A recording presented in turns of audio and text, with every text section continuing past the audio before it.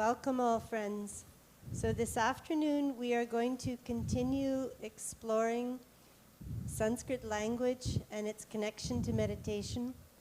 So we will be going between chanting verses with translation and doing some noun and verb chanting, some pronoun chanting, and also some asana chanting.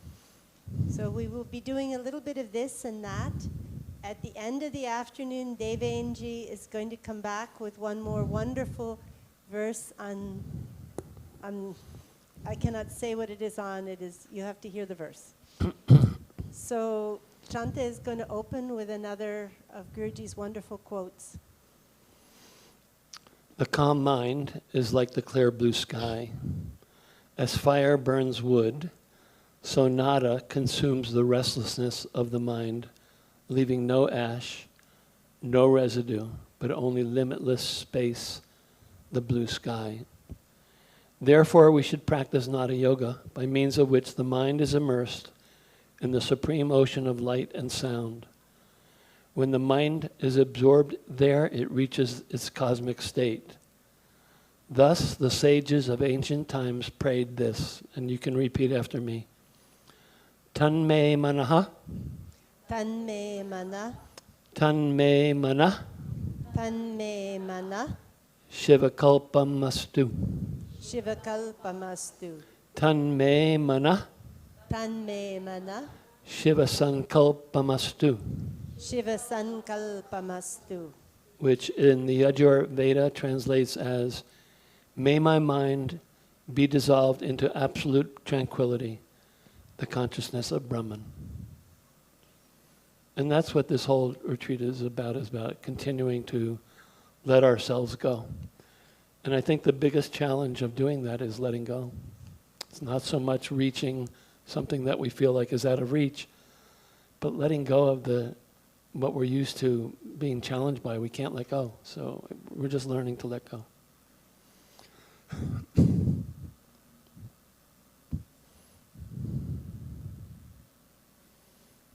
So what we are going to do this afternoon is a few more shlokas. And this one, some of you we have done before. It may be new. Actually, it is not new in many ways because it is part of Devi Mahatmyam. And in this ashram, Devi Mahatmyam is chanted twice a year. So this is where the goddess is protecting us all. She is destroying all enemies on every level. I picked this verse. There's 4 verses that come together that are very dear to me. This one talks about sound energy. So I thought it would be good to stick in. Shulena pahino Devi. Shulena pahino Devi. Pahi kangena chambike. Pahi kangena chambike. Ghanta swanena nah pahi. Ghanta swanena nah pahi. Chapajani swanena cha. Chapajani swanena cha. Together. Shulena pahino Devi. Pahi kangena chambike. Ghanta swanena nah pahi. Chapajani swanena cha. The other thing that is lovely about this series of requests for protection is that it is all in the plural. So later this afternoon we will be chanting the pronoun I. And you will see that this no, which was originally na, you can see on the bottom line it is na. In the top it is no by virtue of visarga sandhi. But the devotee here is not asking for protection for his or herself individually, but protection for all of us. Shulena, with your trident. Pahina, protect us. Devi, O goddess. Kangena, protect us with your sword. I'm very bad at weapon names in Sanskrit, partly because some of them you look up and meaning number 1 is sword, meaning number 2 is spear.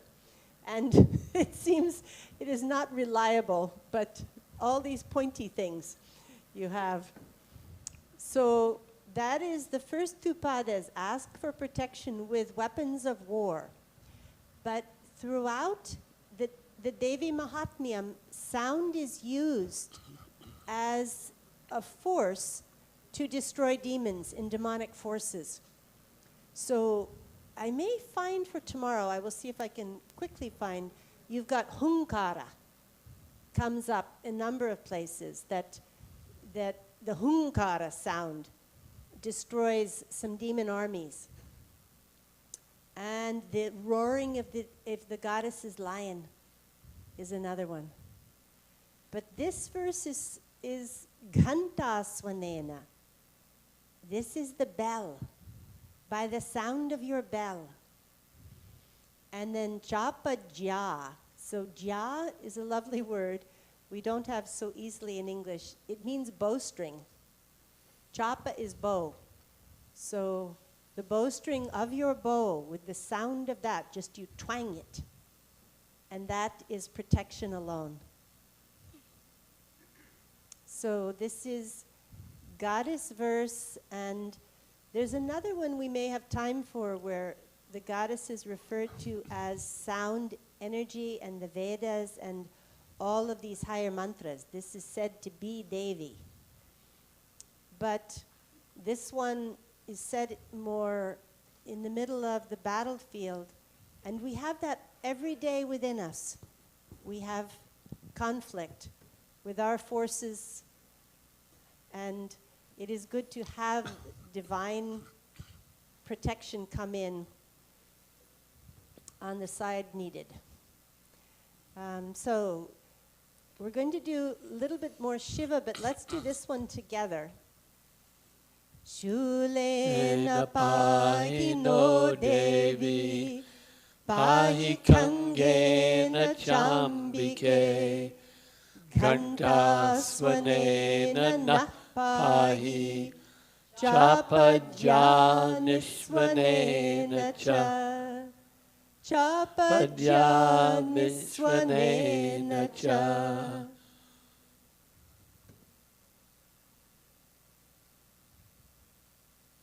I think in August, Manaswini, you brought us, I forget, what was that, where we bring the sound up to cleanse, purify? You did something. Vedic chanting. Yeah. What was that again? How did it start? I don't remember. It was like you take a deep breath in. Okay, excuse me, let us just, there are people who are very much engaged, thousands of miles away. So let us remember that if a question is asked, we should always repeat the question, and if we are inviting learned audience members to participate, they need a microphone. Thank you, thank you. So if you'll repeat the question that I just asked, that would be great. You were asking what I had said about doing something to purify us? Yes.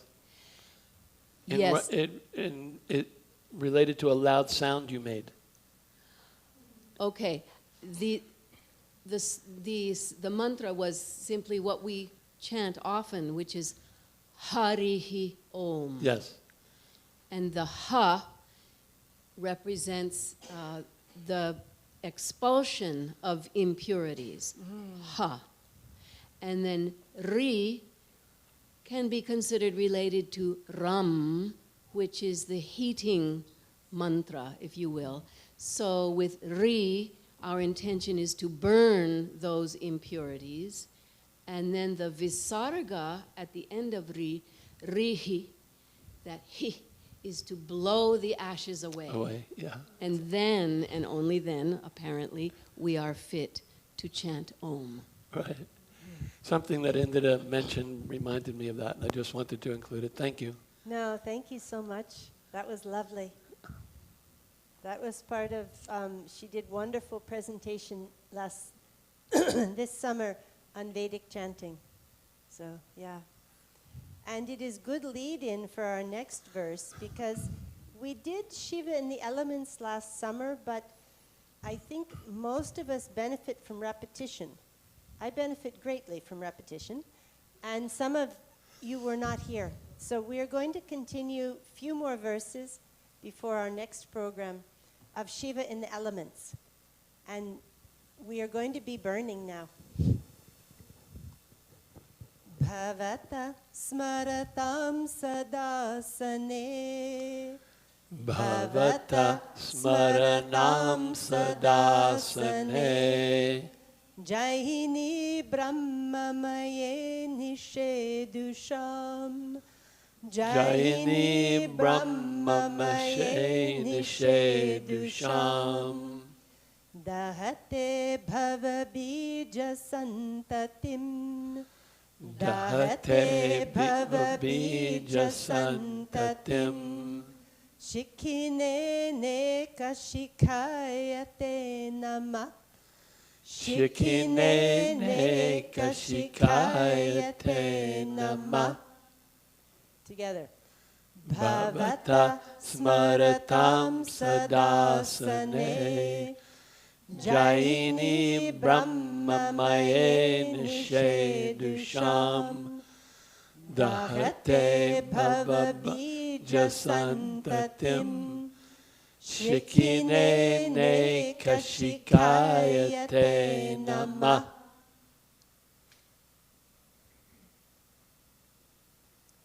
So this is Shiva in the form of fire. So in the form of air, we saw, practically speaking, for those of us who are feeling ourselves living in the world, that the air was purifying all around. So what is the power of fire? The power of fire is that it burns the seeds of being and becoming. So bhava is being and becoming, this world of samsara that we live in. Bija is the seed. Dr. Sharma did a very nice job, well, more than once, but one time in particular, of talking about you didn't want good karma. You want to go beyond karma. You don't want to just do good things so that you have better life next time. You want to feel what is your true nature and go beyond this cycle. So in order to do that, you have to burn seeds. And not just one or two seeds, but santati, succession of seeds, of being and becoming. So shikhine, shikha is like peak or flame. I think it has both meanings. And aneka shikha is word for fire. So that which has many flames, many peaks. And if you sit when we have grace here to do fire ceremony, you'll see that it is always coming and going. It's not just one pointy thing that comes up, but comes and goes, many flames. So again, this is addressed to Shiva. So te namah, salutations to you. You who are fire. You who dahate, you who burn that succession of seeds. And for whom do you burn them? You burn them for those who remember you. Bhavata smaratam. Those who are remembering and those who are keeping mind focused on sitting in divine seat, sitting near you. Nishedusham. This is a little bit tricky translation, but this is, I can sometimes do it more literally and more elegantly, but this is how it is coming out today. But we have the Upanishads, comes from the same verb sad, to sit. And it is understood that if you want to learn from a teacher, you go live near, you sit near, so that teaching can be transmitted. So for those who sit with you, who remember you, you have the power, this Shiva in the form of fire. Also, when we talk about seeds, I can never not think about the apple seed that maybe is a 1/4 inch long in your palm. And that little seed, if you put it in the ground in good soil and take care of it with water, and it gets sun and the wind, and it grows into this little nothing seed, grows into this amazing tree, which gives fruit for decades, and more seeds drop from it. And even the Sanskrit vowels are seeds like that. And if we pay attention, even chanting the simple vowels, what that can bring in us. If that apple seed can do what it does, then internally these seeds of the Sanskrit sounds must be able to do even more. So Shanta is one verse ahead, because in this verse we are burning seeds of being and becoming. And the next verse we are celebrating bringing seeds into fruition. But after the forest burns, the seeds grow back better. That too, yeah. We need all forces. So we will do all of these together at the end, but let us go on to water. And water is where we look at seeds from a different direction. Abadha, Abadha, Marana bhaya chisha chiraya, Marana bhaya chisha chiraya, Plushtebhyo, Plushtebhyo, Bhava mahata bhavanalena, Bhava mahata bhavanalena, Nirvanam, Nirvanam, Samupagamena yachatete, Samupagamena yachatete, Bijanam, Bijanam, Prabhavanamostu jivanaya, Prabhavanamostu jivanaya, together. Abadha, Marana bhaya chisha chiraya, Plushtebhyo, Bhava mahata bhavanalena, Nirvanam, Samupagamena yachatete, Bijanam, Prabhavanamostu jivanaya, Prabhavanamostu jivanaya.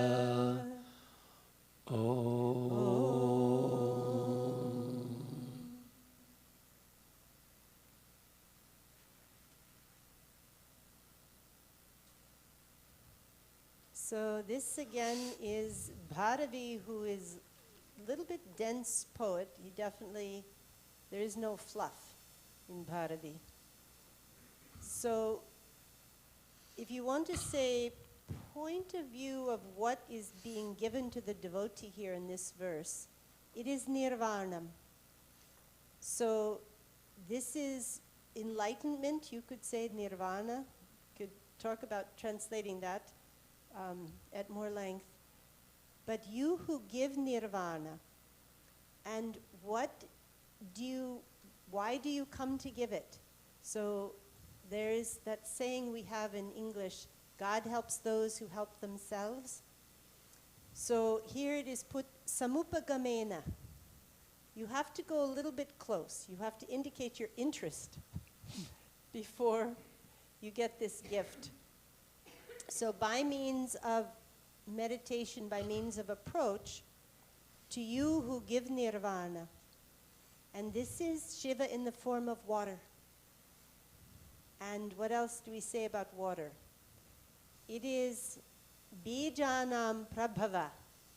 So Shanta gave this nice thing about this tiny little seed becoming something very productive. So that's what we're doing. We are feeling these Sanskrit letters, these mantras. These are seeds that we just need to water a little bit. The thing I love that Sanskrit has so many words for water. And I like all of the words for water.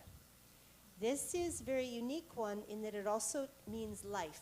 Can you increase the size or make it bold? It is bold, but I can make it bigger. Yeah, sorry, better, yeah? A little more? More. Just take the full screen. It is full screen, I'm just, Yeah, that's good.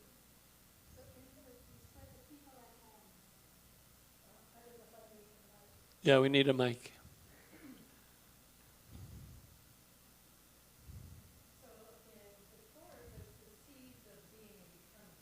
In this case, you know, you're saying Sanskrit plants the seeds of wisdom. Is that what you would say? These are the seeds you want. yes, it's yes, no.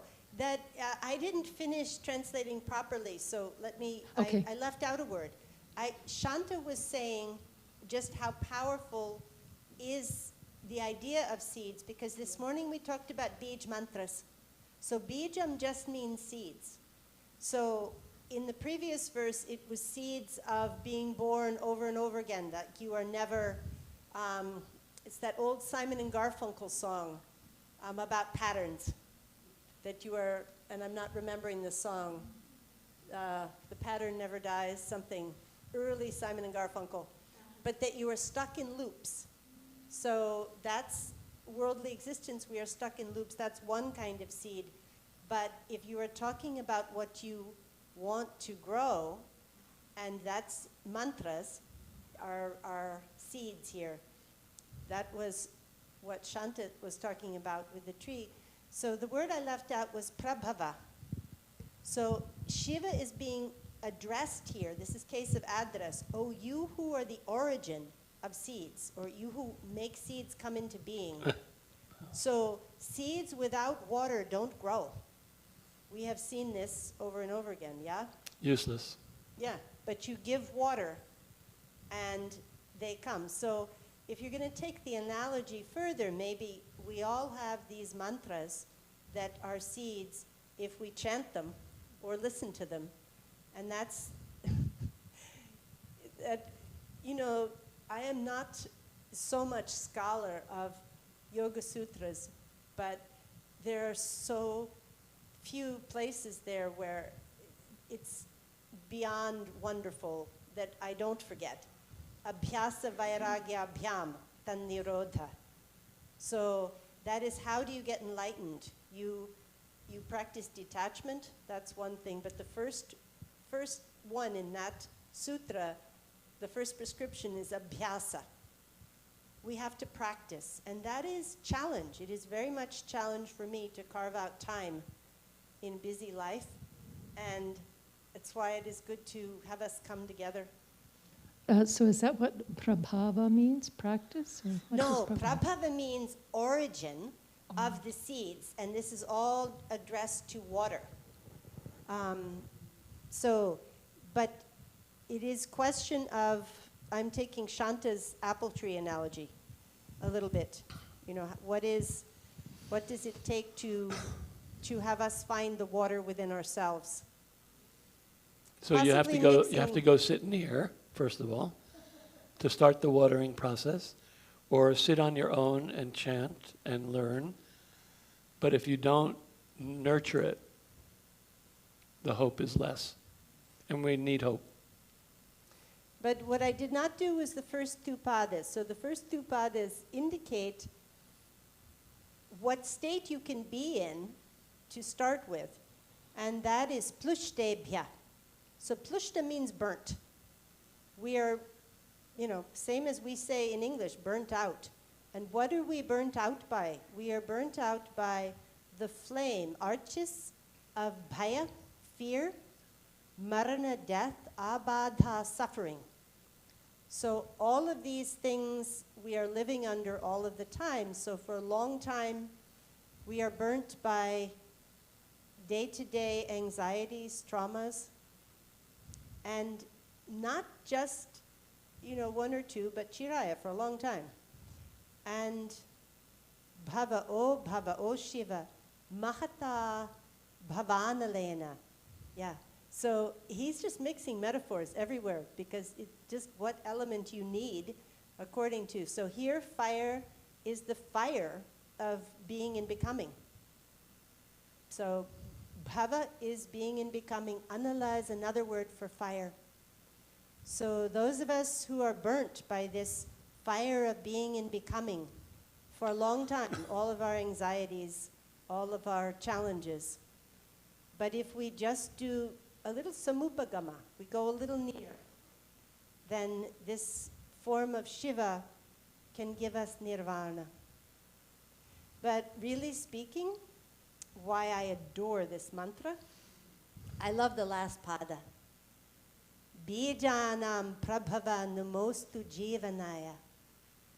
So I am visualizing my positive seeds, what I want divine water for. So Anyway. sometimes we have to get burned a lot before we say, okay, I've had enough, I have to go sit near something, somebody with wisdom, somebody who can give us hope, the Sanskrit work, whatever it might be, we need. Maybe we get Deven back at 4:30, and he's going to do one fantastic mantra. I may ask him to talk about this because he knows about temples of Shiva in South India. And I had very powerful experience many years ago in one that was dedicated to Shiva in one of the elements. And what I remember of the temple, aside from the experience, was it had spiders, and I have friendly feeling to spiders ever since. And one other animal like Shiva. You know, Shiva has snakes and generally poisonous animals that he is unusual, whatever you want to say. Anyway, I think this temple was to an element, and I don't remember, so we will ask him about this tradition of Shiva and elements. I just know these verses Dr. Sharma taught us, and very nice poetry. So then we go to one, now we are going to ether. Any questions on fire or water? But just think about that seed. I mean, it never stops occurring to me. How does that work? And that seed is in us way, way as powerful or more powerful than that little apple seed. But we just have to let it come. Ya sarvesham avarita-variyan. Ya sarvesham avarita-variyan. Sarvair-bhavair. Sarvair-bhavair. Navrito nādi-nishtha. Navrito nādi-nishtha. Margatita. Margatita. Yendriyanam namaste. Yendriyanam namaste. Vingyaya. Vigyaya. Vyomarupaya tasmai. Vyomarupaya tasmai. Together? Yat sarvesham avarita-variyan. Sarvair-bhavair. Navrito nādi-nishtha. Margatita. Yendriyanam namaste. Vigyaya. Vyomarupaya tasmai. Let's feel that for a moment.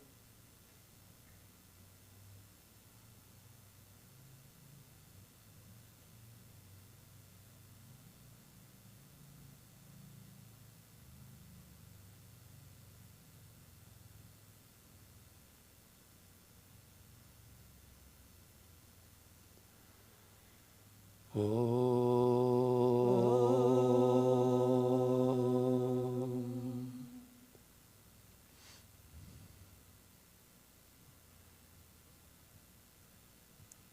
So this is one, well, let us start from the bottom. So Vyoma is space or ether. So this is salutations to you, Shiva, who are in the form of ether or space. And you are avigyaya, cannot be known. Salutations to you, namaste. And you are, this is so nice. I'm going to break this compound a little bit. Bharati margatita.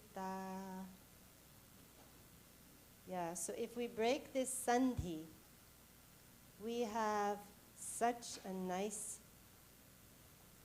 thing. We are indriya. Who can tell us what is indriya? Senses or sense organs? Either way, yeah, I think. So this is beyond the path of the senses. So we had, I don't even remember what Bharati was teaching yesterday, but she did a nice thing on atita. So here we come back to atita. It really comes up all over the place. So who can tell me what is marga? Path, yes, marga is path. So beyond the path of the senses. So this is most subtle Shiva. And what is the nature? It is covering everything. It is the best coverer of all there is. And it itself is not enveloped by any existence. And it is anādi-nidhanaṁ. I've not thought about this in a while, but I think it is established in beyond beginning. Anādi, right? So adi is beginning, anādi. It is timeless. So if we talk about beyond the path of the senses, right away we're starting to water the little seed in us, and it's going to start growing. It's already grown. We just have to revisit it.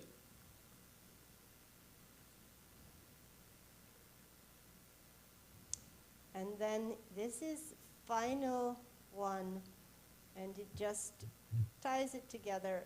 Ooh, and this one, you know, as I said, this is Bharavi.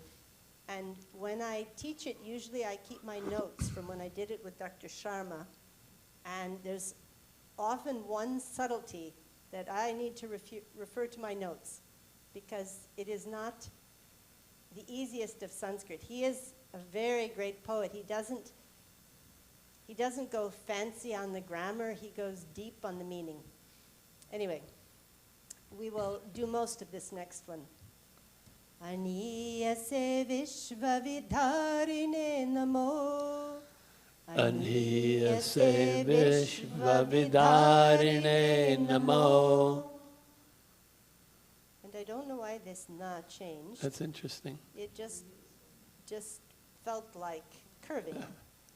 Should be cerebral, no? Oh, yeah, it has to be cerebral. Thank you. Vidharine namo. Namontikastaya namo daviyase. Namontikastaya namo daviyase. Atitya vācam manasam cha gocharam. Atitya vācam manasam cha gocharam. Sthitaya te tat pataye namo nama. Sthitaya te tat pataye namo nama. Together. Aniyase vishvavidharine namo. Namontikastaya namo daviyase. Atitya vācam manasam cha gocharam. Sthitaya te tat pataye namo nama. All right, I think I remember the trickiness in this last pada, but if I don't, we fix it another time. this is very typical of many verses, particularly to Shiva, but also to all the divine. The poets are always trying to get us to go beyond what we think we understand. So this is salutations to Shiva, who is the most subtle. Aniyase, most small. Anu is atom.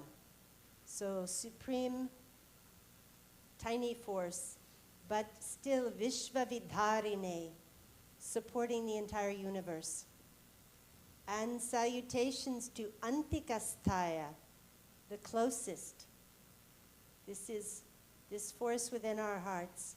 And at the same time, Daviyase, the furthest away. This is going to the ends of what we understand. Atitya vācām manasam chagocharam. So that which, having gone beyond, again, vach is what? Speech. Speech, yeah. And manasam? Mind. Mind. So gone beyond the senses relating to speech and mind, sthitaya, that which is established there beyond everything. And what I think this last bit means, tatpataye, and at the same time is the master of them all. That's the Bharati's little bit more elegant. And if that's not how I remember it, I will write you all. But I think established beyond all mind and senses, and at the same time substratum, you could say, foundation of all of that. Tatpati. So pati is Lord or Master. So this is Shiva in the elements, and we should do them all together, either now or later. What do you think? What does everybody want? Now? Now. Okay. So let us go back then to what we started with this morning. Let us go back to air.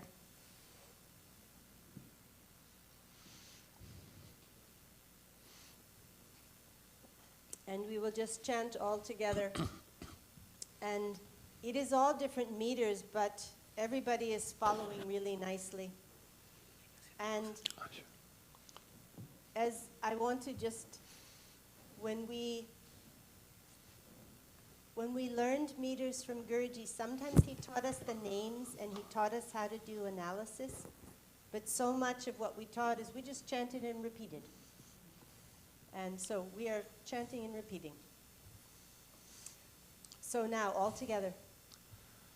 Tarasa bhuvanadiyo bibharti dvanati brahma yataḥ param pavitram parito duritaniya punite Shiva-tasmai pavanatmane namaste. Bhavata smaratam sadasane Jayini brahmamaye nishedusham Dahate bhavabija santatim Shikinene kashikayate namah.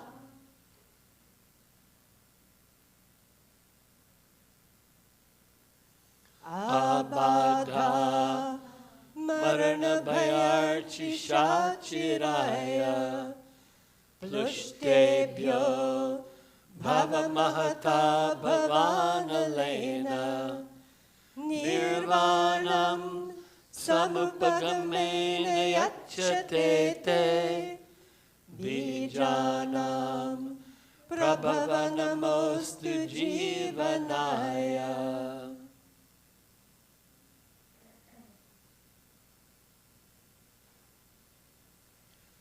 Yat sarvesham avarita-variyan Sarvar bhavar Navrito nadi-nishta Marga yendriyanam namaste vigneyaya vyomarupaya tasmai.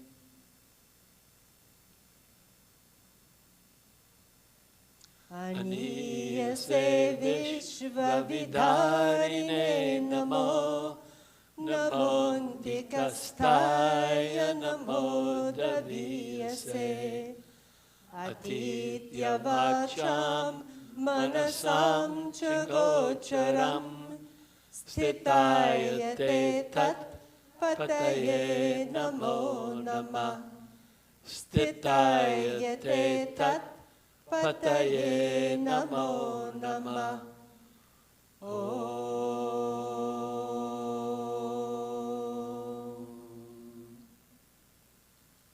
Few moments silence.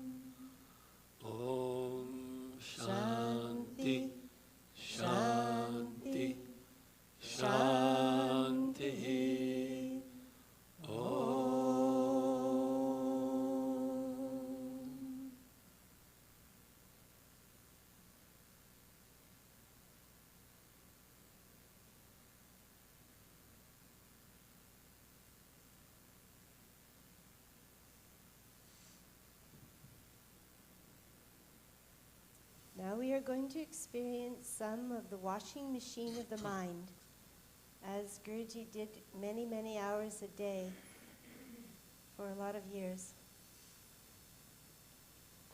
So we are going to switch what we are looking at, get some charts being more to the point. So I'm going to unplug this. So off camera for a minute? Or not? No, okay. Just actually.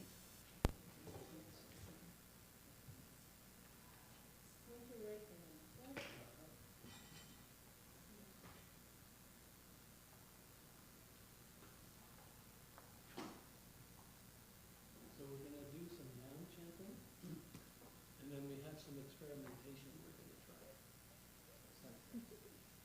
It will be more fun.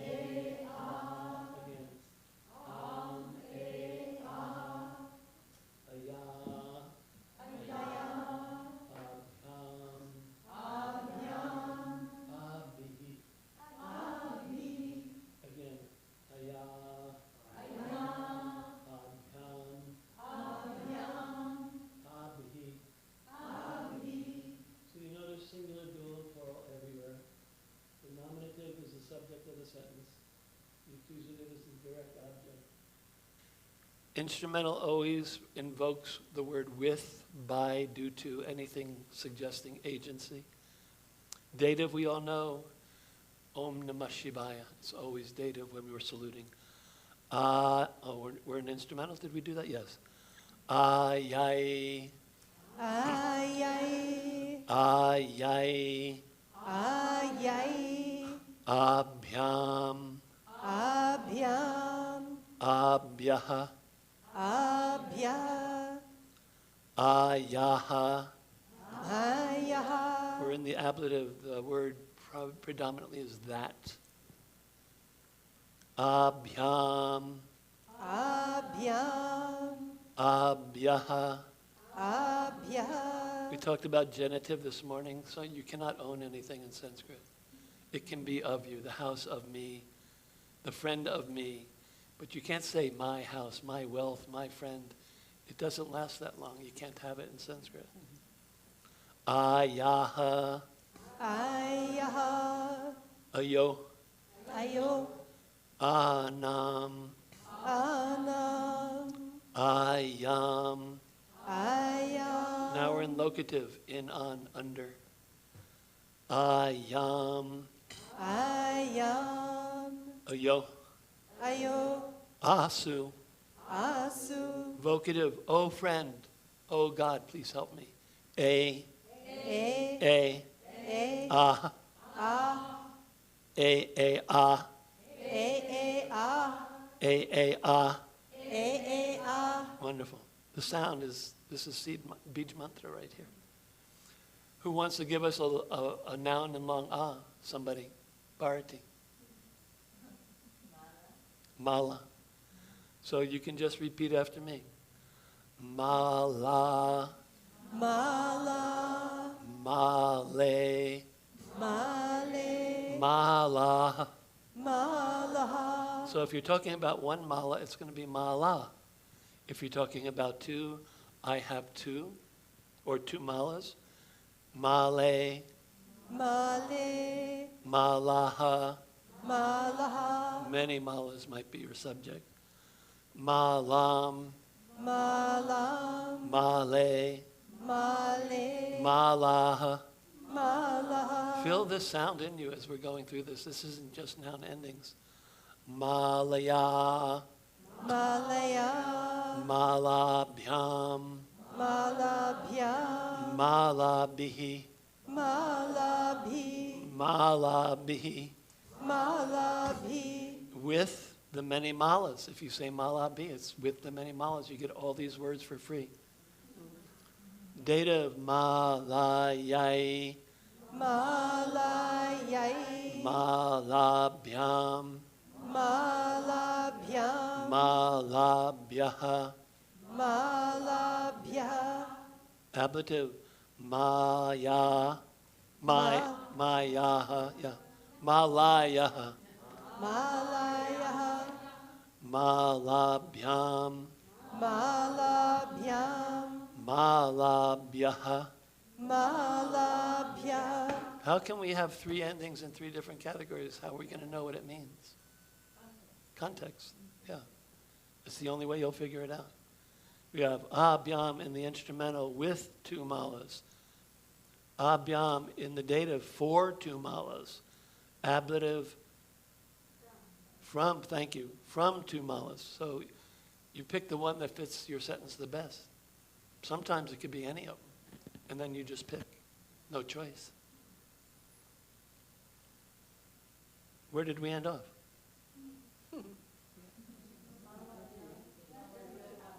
Here?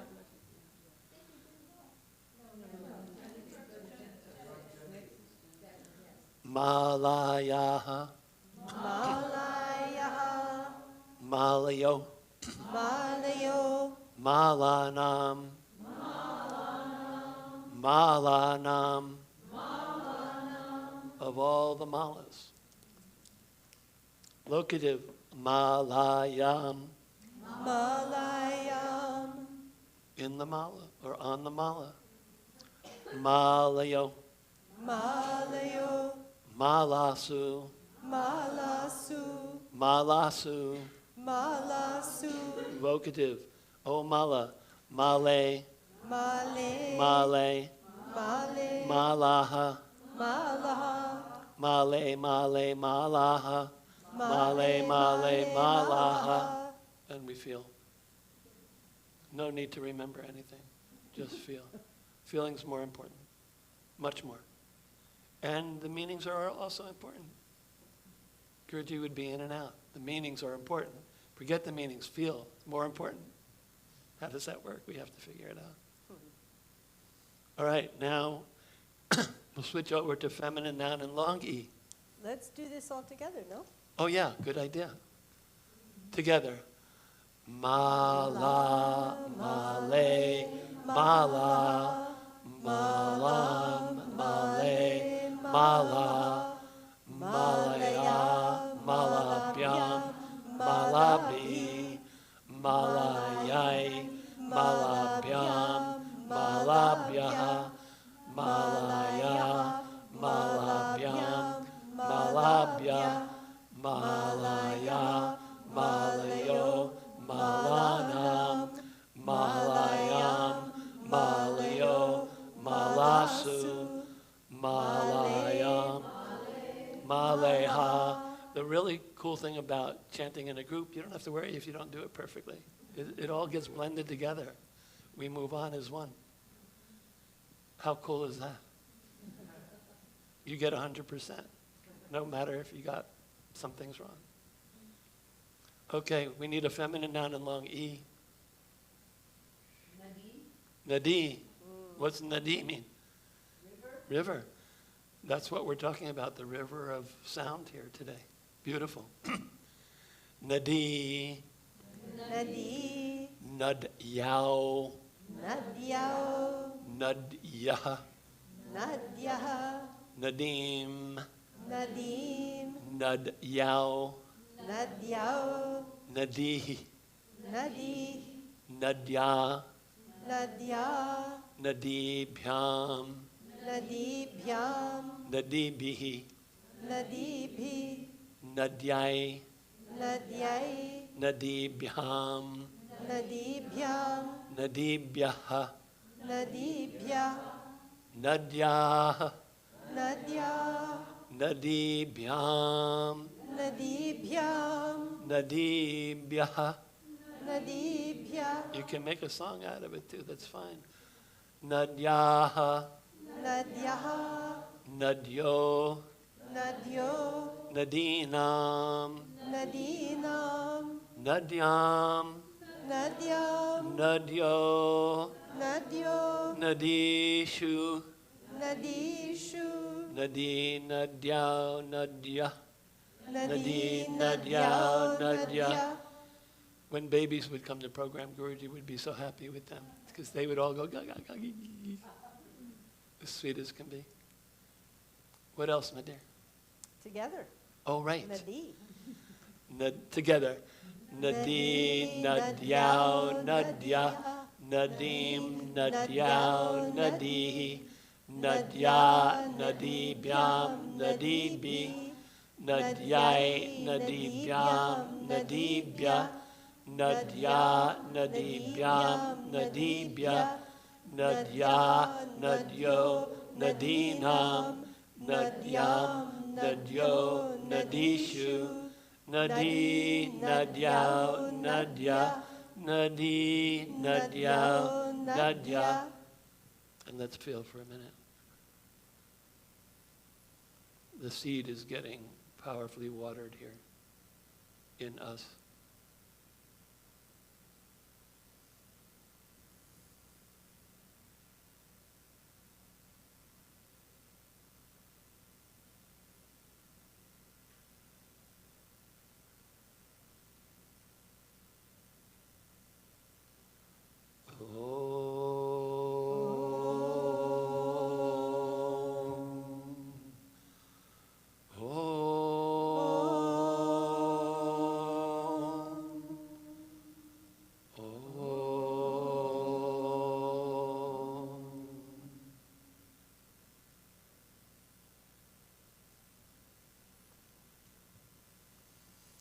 So next, we should have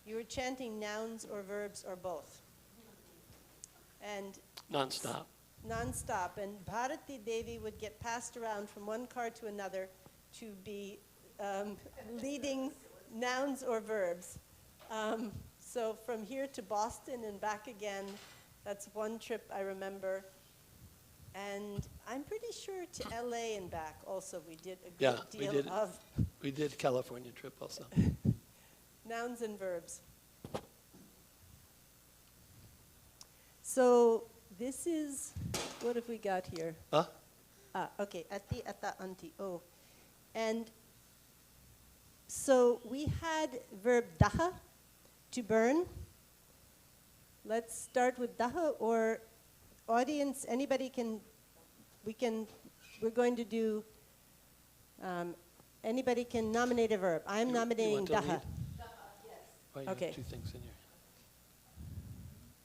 To burn. So in this case, we are burning the seeds we want to get rid of. Yes, we are inviting nature to burn them. Dahati, dahata, dahanti. Dahati, dahata, dahanti. Dahasi, dahata, dahata. Dahasi, dahata, dahata. Dahami, dahava, dahama. Dahami, dahava, dahama. For this past tense, we put an a in the front. Adahat, adahatam, adahan. Adahat, adahatam, adahan. Adaha, adahatam, adahata. Adaha, adahatam, adahata. Adaham, adahava, adahama.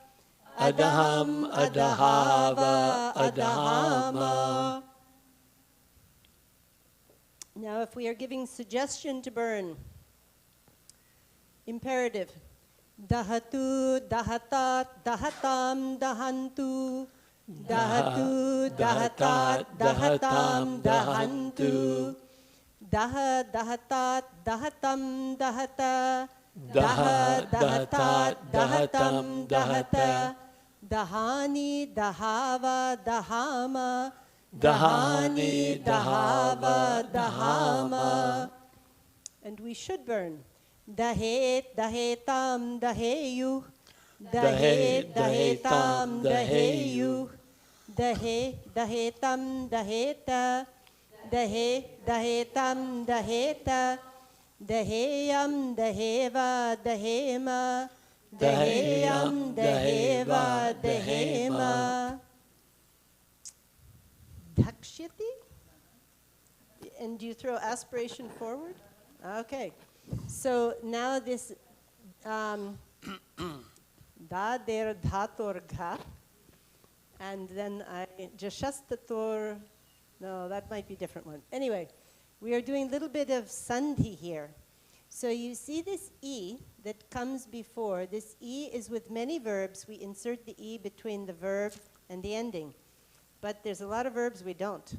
So here the non-aspirate da is going to become aspirate dha, and all these are going to be cerebral sha. Dhakshyati, dhakshyata, dhakshyanti. Dhakshyati, dhakshyata, dhakshyanti. Dhakshyasi, dhakshyata, dhakshyata. Dhakshyasi, dhakshyata, dhakshyata. Dhakshyami, dhakshava, dhakshama. Dhakshyami, dhakshava, dhakshama. Now let us do daha all together from the beginning. Dahati, dahata, dahanti. Dahasi, dahata, dahata.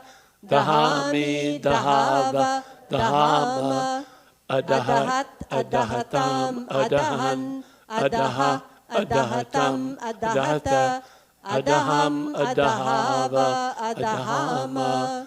Dahatu, dahatat, dahatam, dahantu. Daha, dahatat, dahatam, dahata. Dahani, dahava, dahama. Dahet, dahetam, daheyu. dahe, dahetam, daheta, daheyam, daheva, dahema. Again, becoming aspirate now. Dha, dhakshyati, dhakshyata, dhaksyanti, dhakshyasi, dhakshyata, dhakshyata, dhakshami, dhakshava, dhakshyama. Another one, parasmaipada. Somebody vote for a verb. Nam. Okay. Together.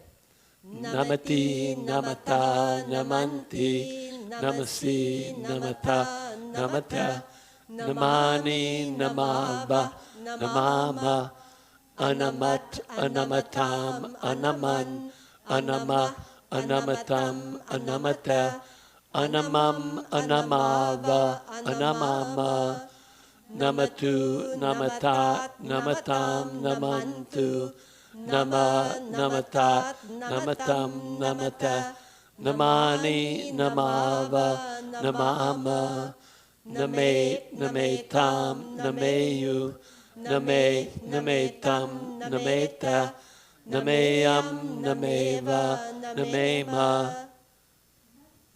Nansya. I think we looked it up. It should be, Bharati will correct if not. Nansyati, yeah?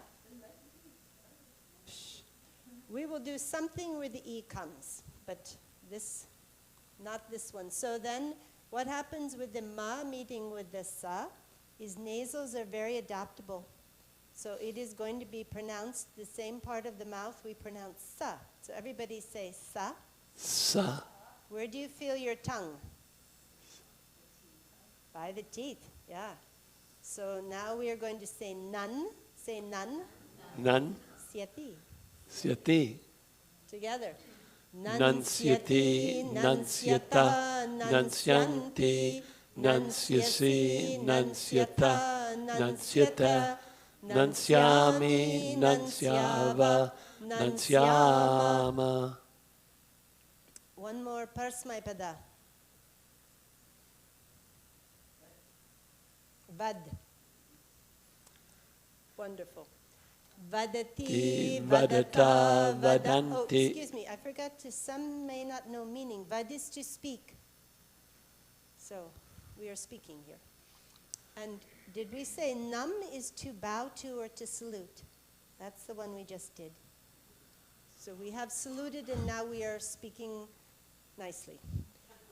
Vadati, Vadata, vadanti, vadasi, vadata, vadata, vadami, vadava, vadama, avadat, avadatam, avadan, avada, avadatam, avadata, avaram, avarava, avarama, vadatu, vadatat, vadatam, vadantu, vada, vadatat, vadatam, vadata, vadani, vadava, vadama, vadet, vadetam, vadeyu, vade, vadetam, vadeta, vadeyam, vadeva, vadema, vadishyati.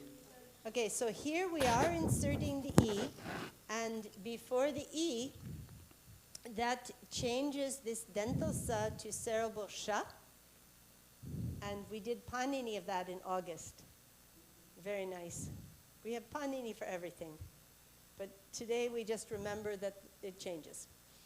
Ti vadishyata, vadishyanti, vadishyasi, vadishyata, vadishyata, vadishyami, vadishyava, vadishyama.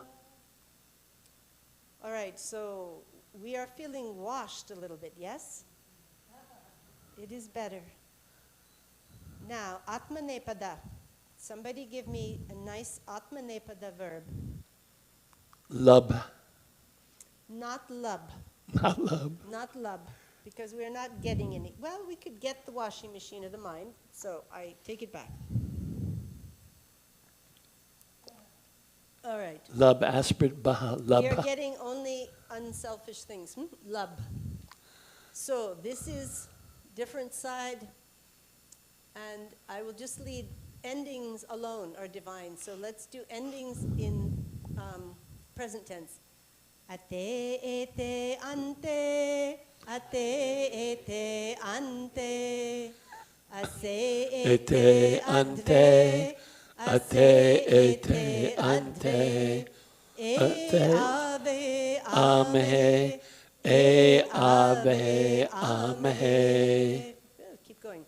Ata etam anta, ata etam anta, ata etam advam, ata etam advam, e avehi amehi, e avehi amehi, atam etam antam, atam etam antam, asva etam advam, asva etam advam, ai avahai amahai, ai avahai amahai, eta eatam eran, eta eatam edvam, eya evehi emehi, siete siete syante, syase syete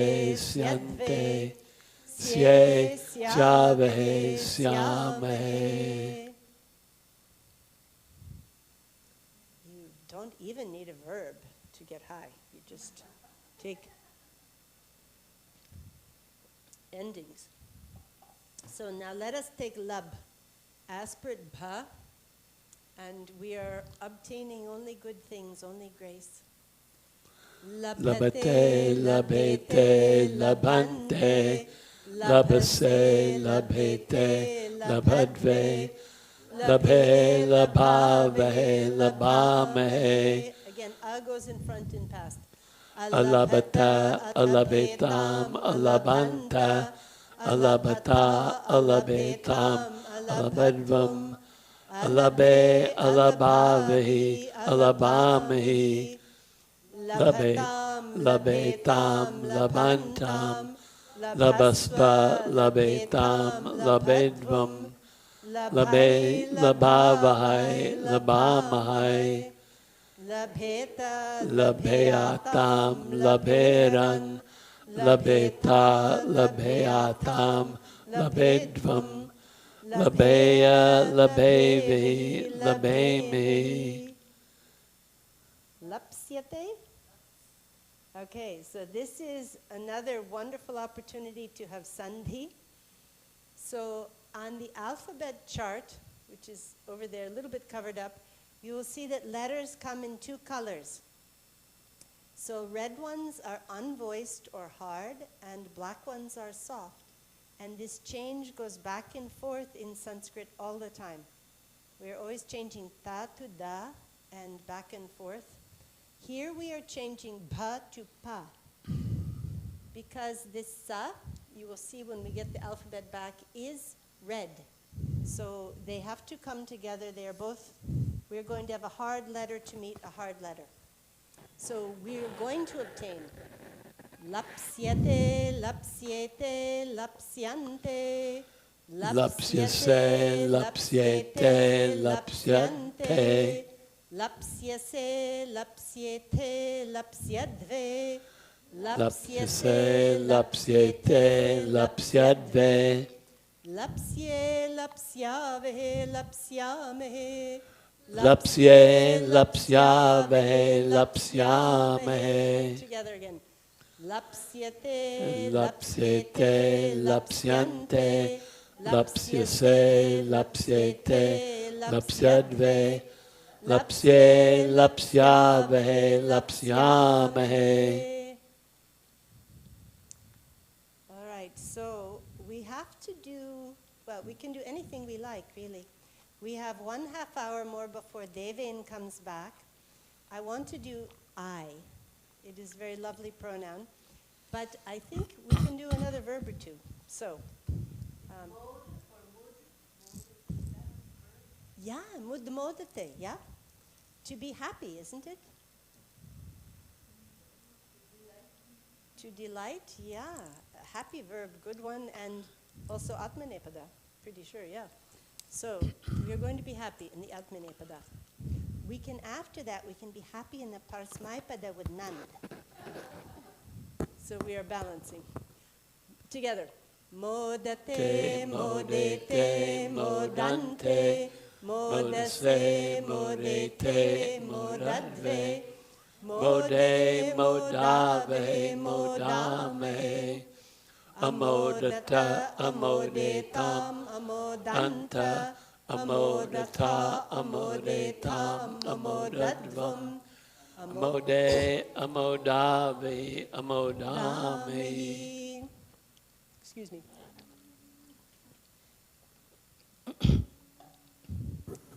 Now, we are imperative, we are definitely being happy. Modatam, modetam, modantam, modasva, modetam, modadvam, modai, modavai, modamai, modeta, modeatam, moderan, modeta, modeatam, modedvam, modea, modevi, modemi. Modishyate, okay, I was hoping, yeah. Modishyate, modishyate, modishyante, modishyase, modishyate, modishyadve, modishye, modishyave, modishyame. So I'm going to ask Shanta to lead us in Nand, and then we will look at I. We have I on the, to look at, yeah? I got it on the computer. Okay. Yeah. Why don't you do this and then I'll do I. Voice needs break. No, I can do. You can Just- do it. I had one more swallow water. Yeah. So Nand is to be happy. What is Anand? Bliss. So name of this ashram is Ananda. Long A, Ananda. If you don't make it long, it becomes unblissful. Yeah, so we are going to be always Ananda. But for this, we are just going to be simply happy. Nand. Nandati, nandata, nandanti, nandasi, nandata, nandata, nandami, nandava, nandama, anandat, anandatam, anandan, ananda, anandatam, anandata, anandam, anandava, anandama. Let us be happy.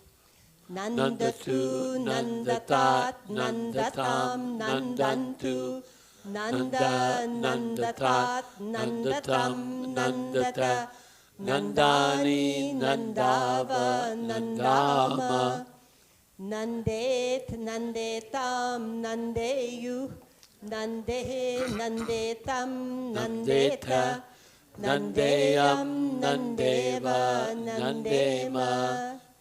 Nandishyati should be, yeah. Nandishyati, nandishyata, nandishyanti, nandishyasi, nandishyata, nandishyata, nandishyami, nandishyava, nandishyama. Oh.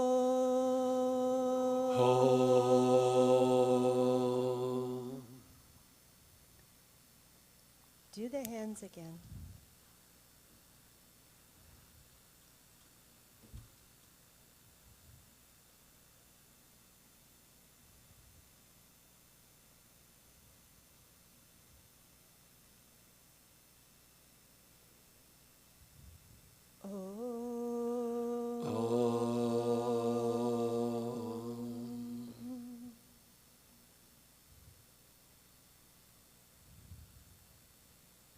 So tomorrow we will do more mantras and we will do some masculine nouns.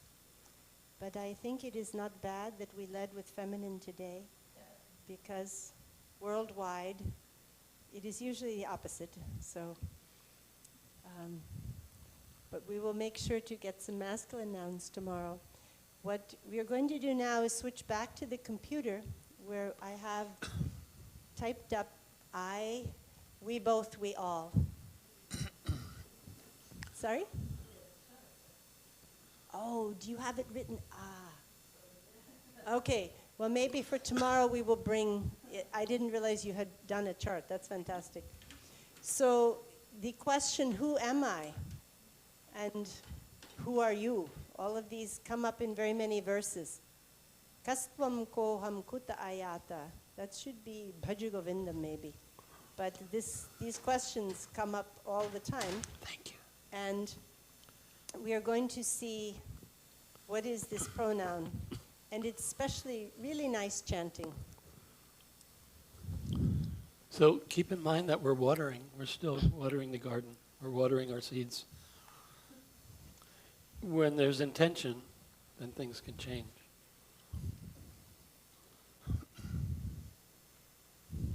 Am I pointing here? It is going to go on the screen if you just give me a minute. Sure.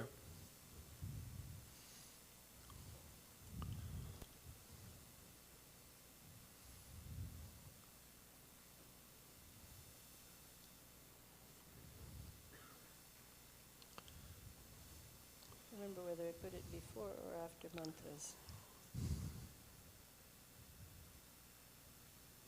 Uh-huh. So you might have to scroll for me. I think I might, so I'm going to ask Harish's opinion. Is this, if we go bigger, we have to just keep scrolling down more. But it might be better to scroll, because this is better for people to see. I think scrolling is good. Okay. Oh my goodness, and I'm already finding mistake. Oh my goodness. Editing never ends. So nobody heard in any language that you chant pronouns and you get high? Sanskrit, you chant pronouns and you get high. And we continue to water the seed in us, right? Tell me when you're ready, sweetie. You can go anytime. I'm just going to go. So you scroll notice down. we're going to have the same 8 cases that we had in the nouns before. Subject, direct object, instrumental, with, by, do, all of those. Singular, dual, and plural. Aham is what? I. Avam, we both. Vayam. In the every other case, we have an alternate in the accusative, dative, and then I think genitive, yeah. We'll see it. But the alternate makes it beautiful, especially beautiful. I'll lead each line.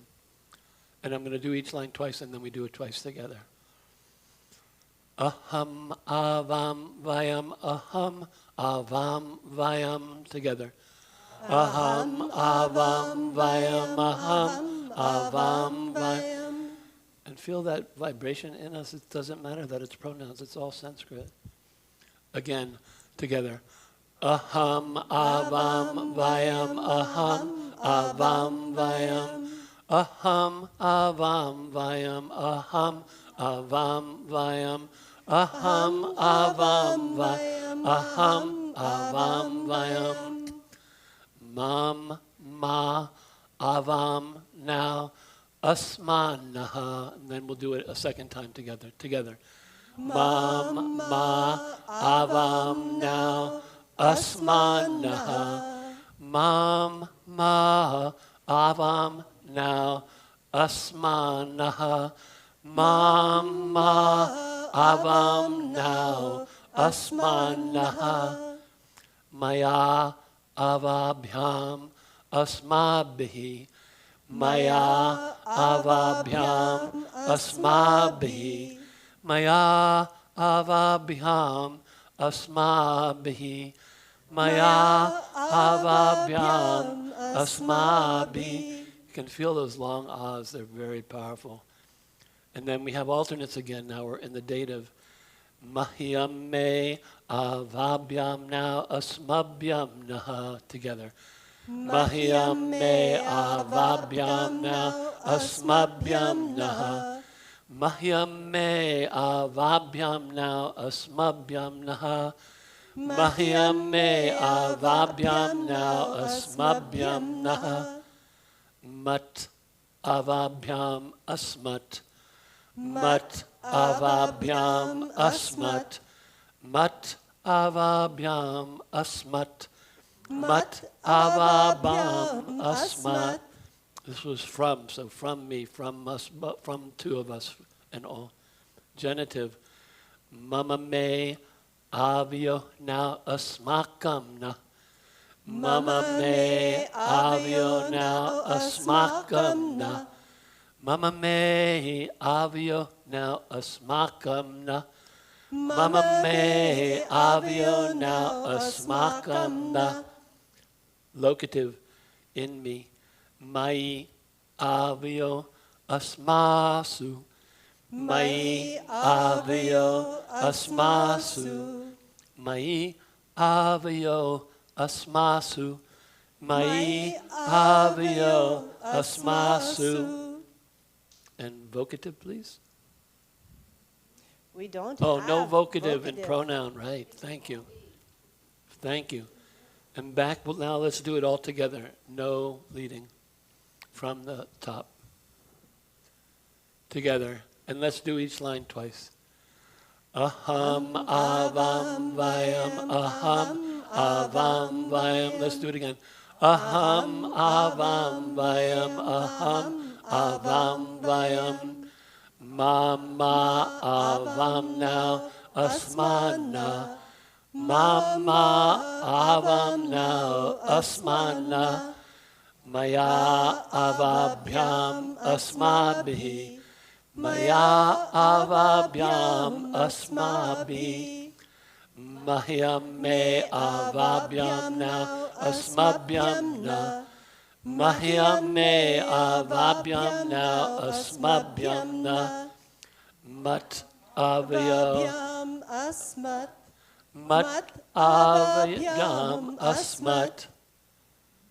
Mama Me avyo now asmakam na. Mama me avyo now asmakam na. Mai avyo asmasu.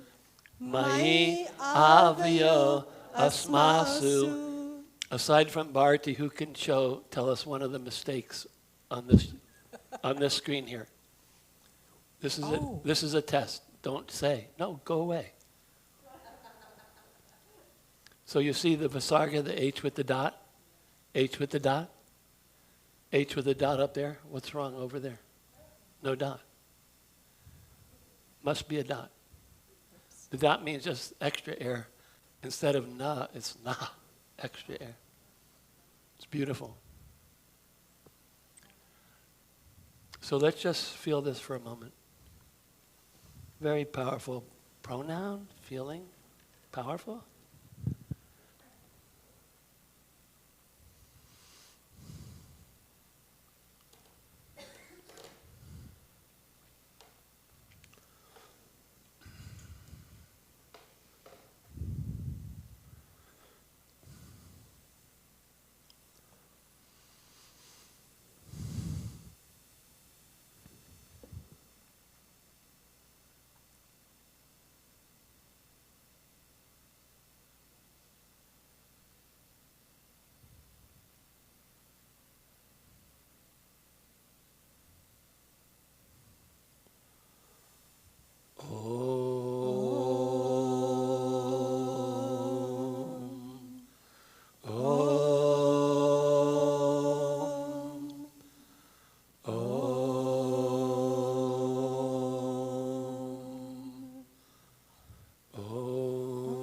Shanti, Shanti, Shanti. Om.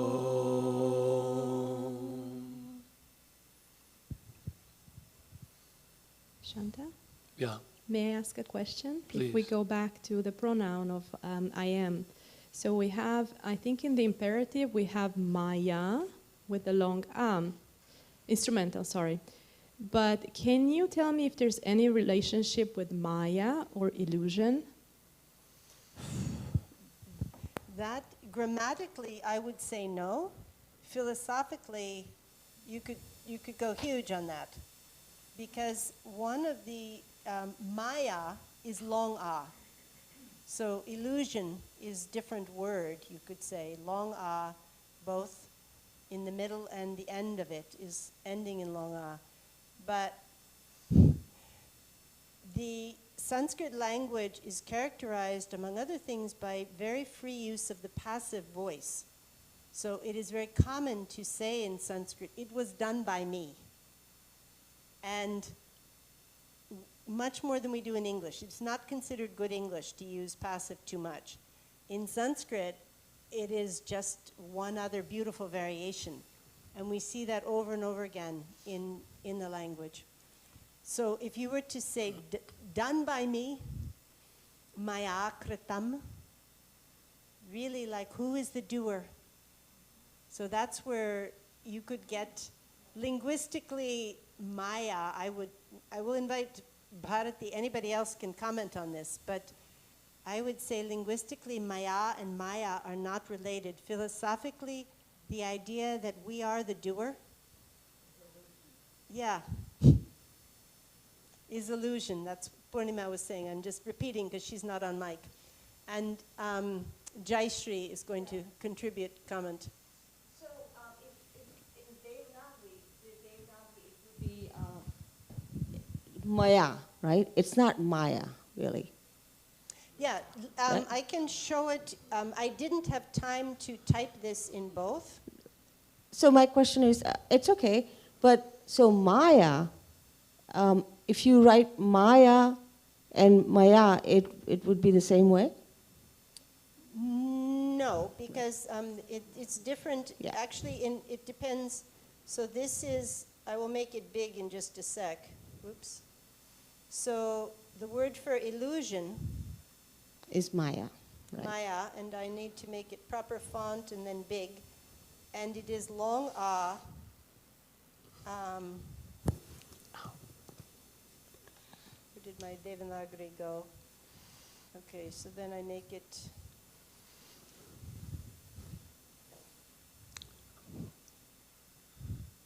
So that is Maya. Right. And that is illusion.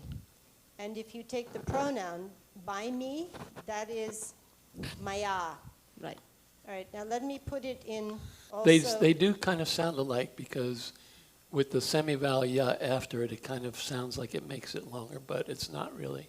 Exactly. So, I mean, I know in North India, or also in Sanskrit, there's a in everything, but in Hindi language, we don't say Maya, like we just say Maya. The ma is like there is no in after that, and that's where the confusion starts, I think.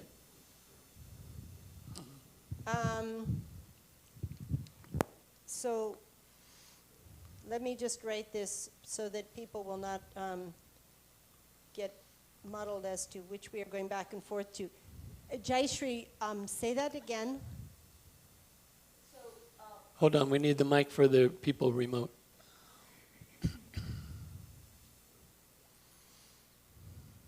So when I read Devanagari, I know right away there's a difference between Maya and Maya.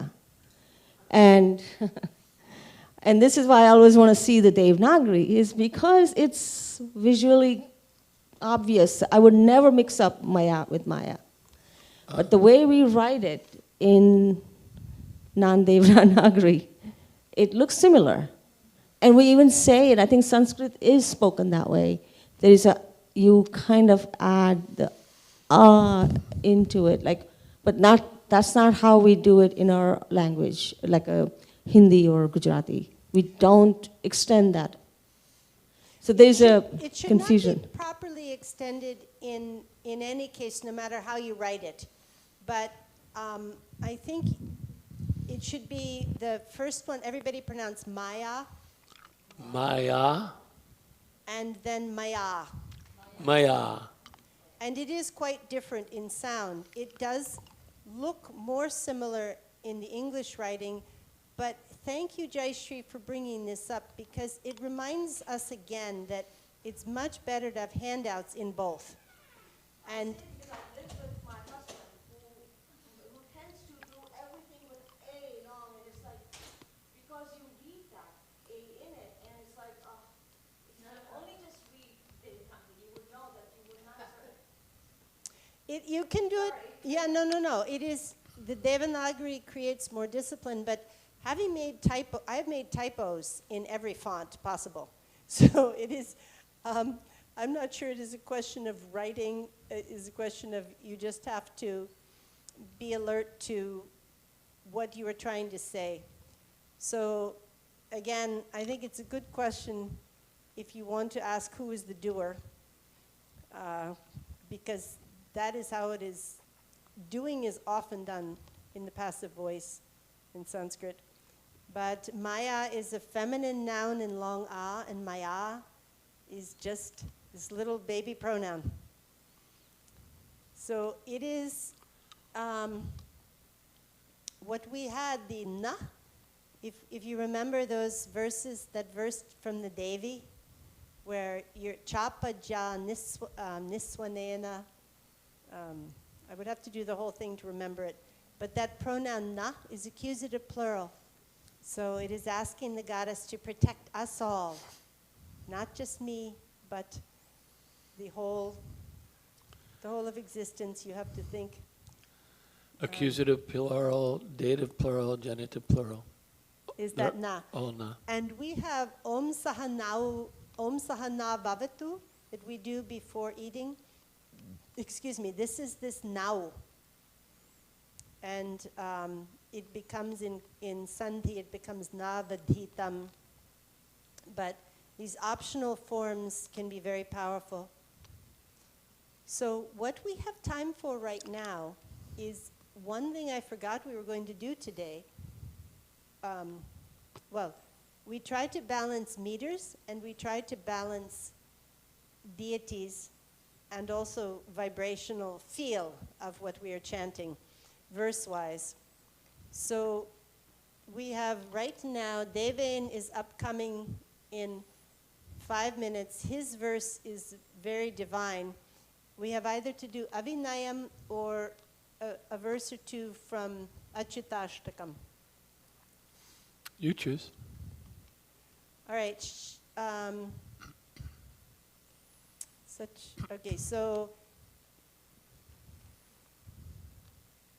that's a lot of responsibility. We can do I love Avinayam. Okay, let's do Avinayam. This is ascribed to Shankaracharya, and it has, as we have talked about and seen over and over again, oftentimes the philosophy versus devotion, there is great overlap. This particular verse is the first one of something called Shatpadi. And in this case, it is all asking the divine for help. But if you go later into this Shatpadi, it is what is the nature of the divine and what is the nature of the devotee. He goes very deep. But echoing and Avinam? So Yeah, why don't we chant it together and give everybody the sense of it first. And then we'll break it down into echo. okay, so who's you leading? We do together. Okay, perfect. Avinayam Appanaya Vishno Dhammaya Mana Shamaya Vishaya Mrigatrishnam Bhutadayam Vistaraya Taraya Sansara Sagarata. I think we can all do it together. Avinayam Appanaya Vishno Dhammaya Mana Shamaya Vishaya Mrigatrishnam Bhutadayam Vistaraya Taraya Sansara Sagarata.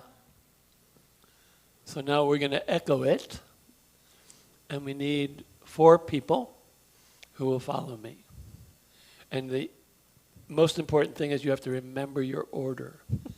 Because as soon as the person in front of you goes, you have to go right away.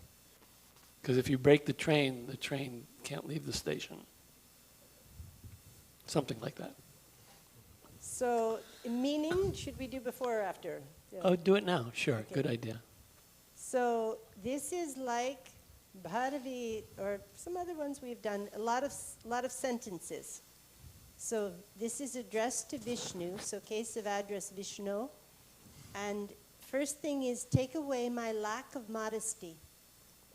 So there's some wonderful verses in Sanskrit that I don't have by heart, but it is long understood thing in the Sanskritic tradition that the first prerequisite for learning anything is humility. It's wonderful. You have to know that you need to know something. Otherwise, you cannot go find knowledge. So, take away my lack of humility. Dhammaya mana. So here, maybe I need to be a little less. Calm down my mind. Dhammaya mana. Shamaya, pacify. Vishaya mriga trishnam, the mirage of sense objects. Bhuta dayam vistaraya, spread out or expand my compassion to all beings. And then taraya, carry me across the ocean of samsara, being and becoming. Very common thing in Sanskrit poetry. We will see it more in Achyutāśtakam, and if you are alert, you see it over and over again, where the poets play with the sounds. So similar syllables come with different meanings. So here you have vistaraya, spread out my compassion, and then taraya, different meaning.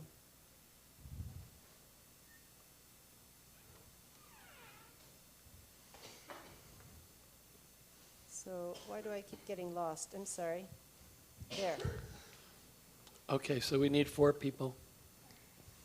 Indira, before that, would you happen to know the source of this beautiful mantra? This is Shatpadi, and it is by Shankaracharya. Thank you. And I think there's 8 verses all told. Well, Shat. Shat, 6. yeah. 6, but there's one more. There's a Phalashruti, no? Well, there might be Phalashruti, but yeah, it is. And they are all in Arya meter, which is not so very easy to chant, but Dr. Sharma worked with us to make it more achievable. Okay, back to the 4 people.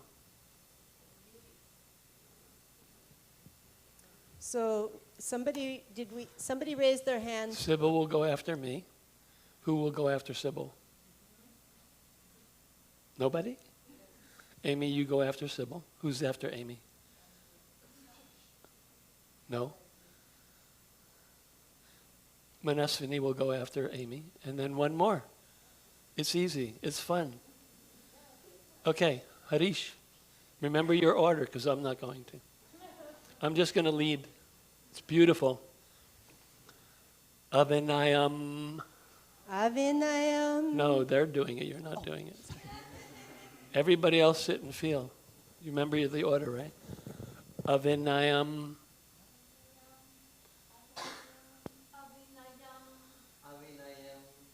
Beautiful. Make it louder too. Let it go. Apanaya.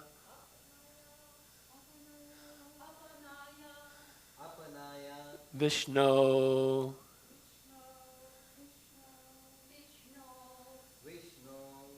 Dhammaya manaha.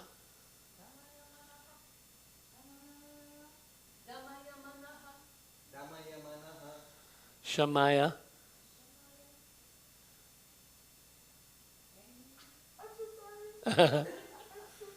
That's okay.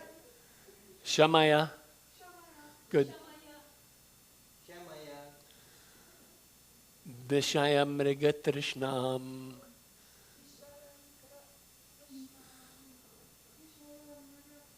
Trishnam.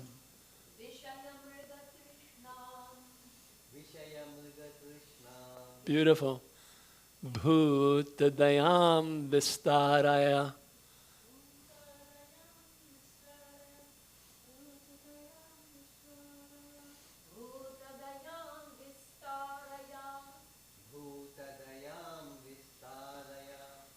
Bhuta.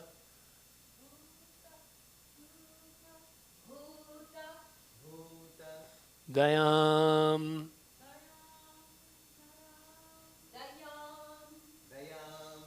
Vistaraya.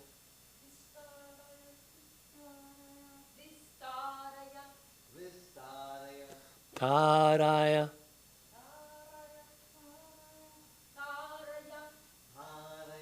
Sansara.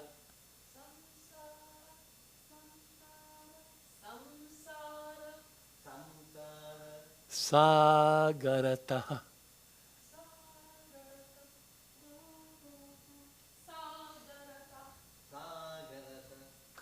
Beautiful. All right, one time together, and then we are ready for Deven. next program. Together. Avinayam apanaya Vishno Dhammaya mana Shamaya Vishaya Mriga Trishnam Bhutadayam Vistaraya Taraya Sansara Sagarata Taraya Sansara Sagarata. Let's just take 1 minute for that.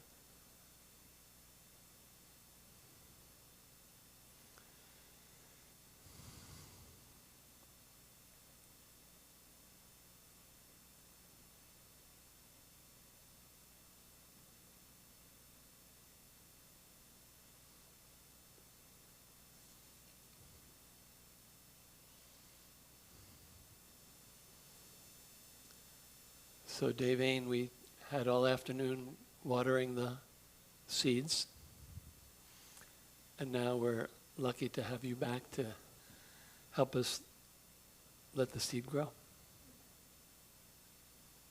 So if you can assist Deven with that other microphone, Harish, it fits a little differently. I have one question, Indira. Yeah. I am fighting with a meter of this last one. I'm unfamiliar with this is challenging meter. That's the thing. It is meters in Sanskrit are divided into two kinds. One where you count syllables, and one's where you count syllabic instants. And ones where you count syllables, you don't have to think. You just get on the beat of the meter, and it carries you away. This is arya. This is syllabic instants, and it requires thinking. Sybil, this is, when I first heard this, it really bothered me. And I tried over and over again to make it work. I think it took me a year or two, and now I love it. And it's so much part of my loving, maybe my favorite verse of all. But it took time.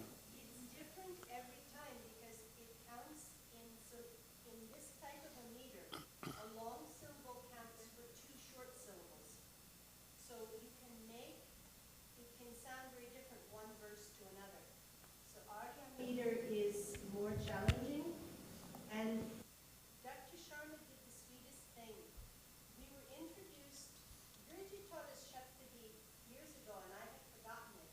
We went to India,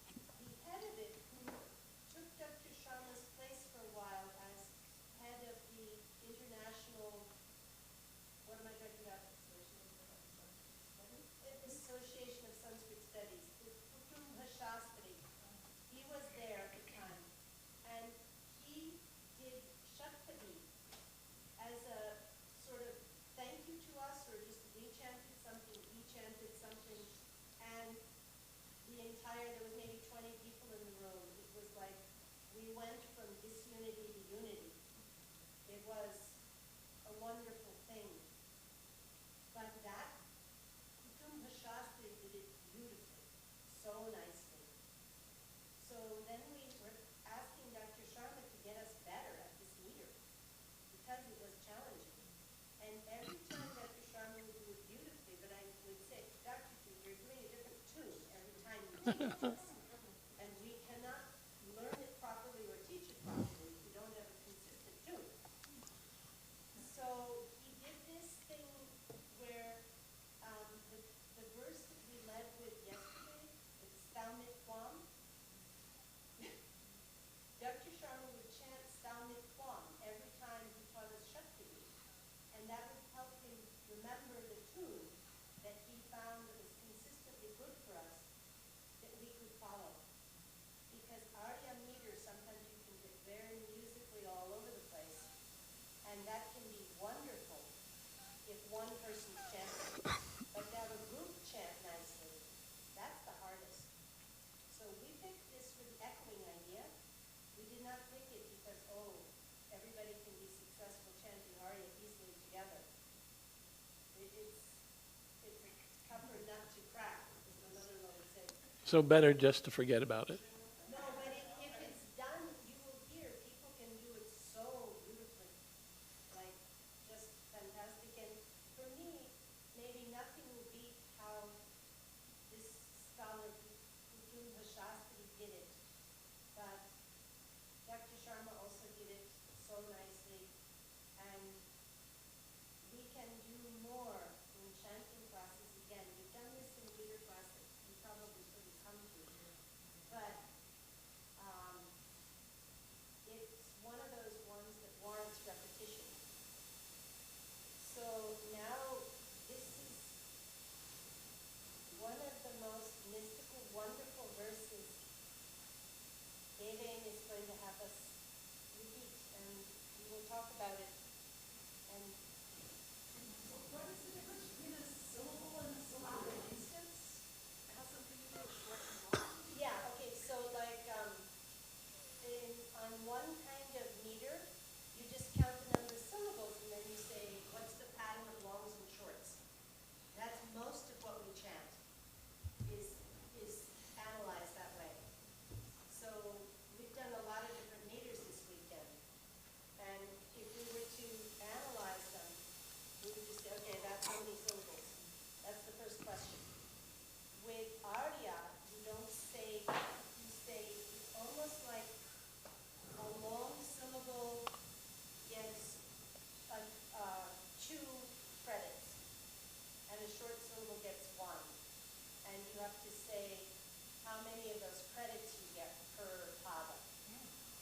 So it's a completely different way of analyzing. Put your microphone closer. Yeah, better? No. Closer. Maybe I had it off. Oh. So sorry. I hope it wasn't off the whole time. Yeah, it was, Recently. but that's okay. Sorry about that. Okay, so apologies to distant people.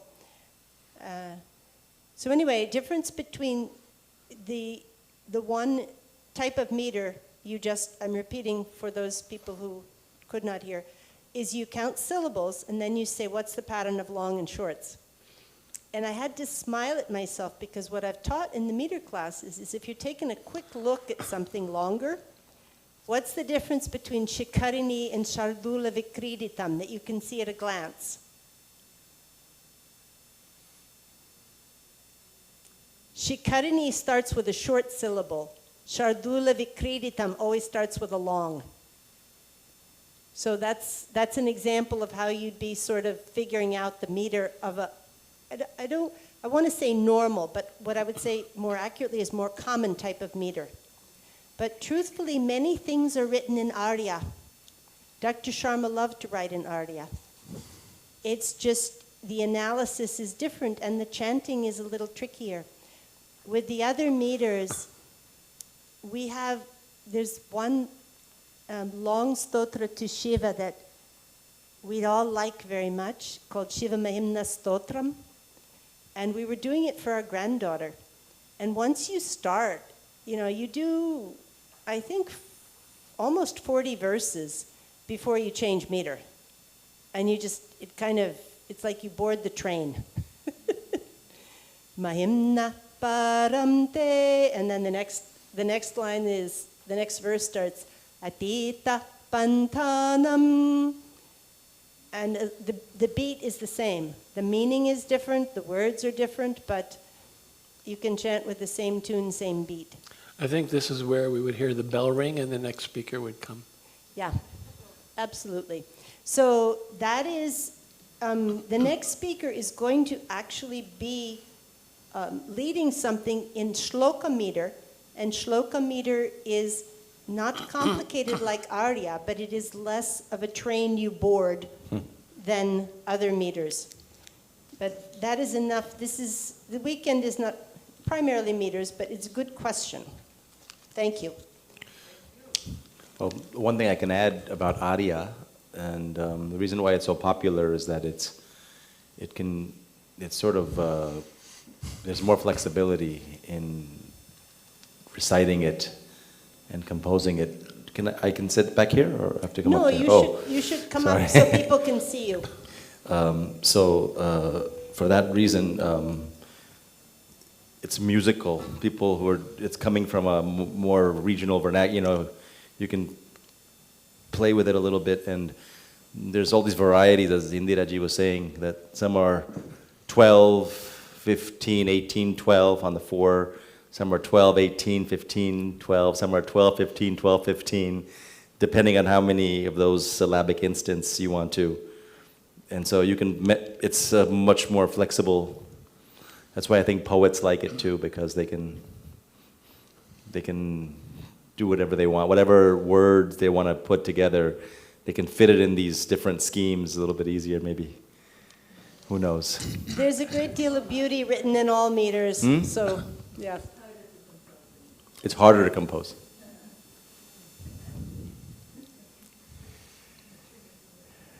I think really if you go into the mind of a poet, it's like they have their own brain. So Dr. Sharma could write in anything. Yeah, it's because they know a lot of words. When you know a lot of words, you can use them better. Speaking of words, and also wonderful, the last theme that you brought up about unity in that story you told about chanting in India, and you felt connected to it. There's two things. This particular verse is the first verse of a very famous work that's called On Words and Sentences, or the Words in Sentences. And it's one of the great philosophical works of ancient India.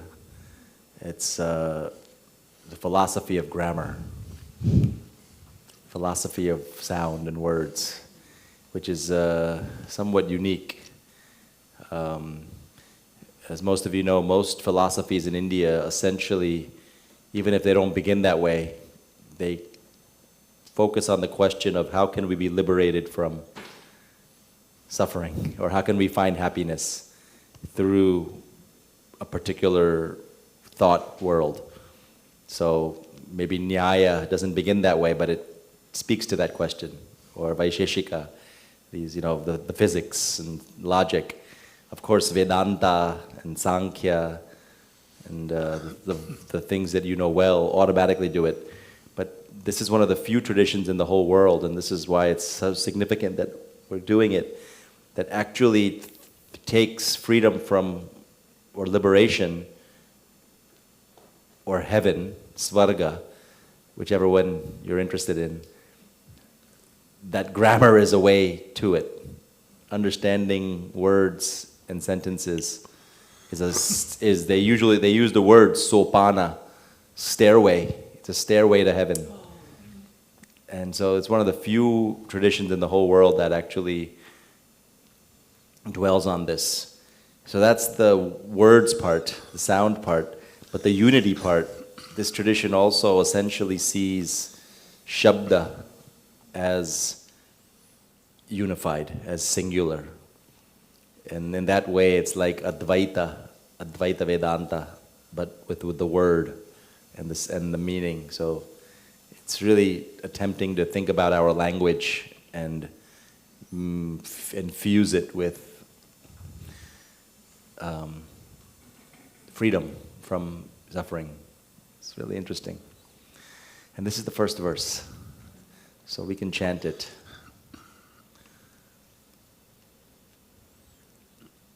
Anādi-nidhanaṁ brahma.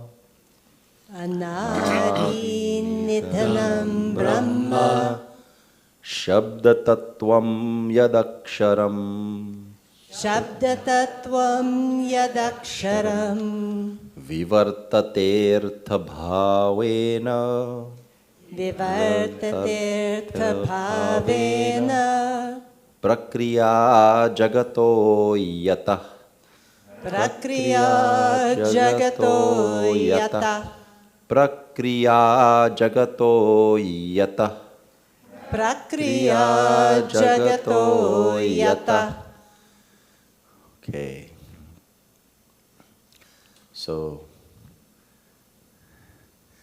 you have the translation here, but maybe we'll break it down bit by bit so you can see what you're feel what you're chanting. So yat akṣaram, or tad śabda-tattvaṁ.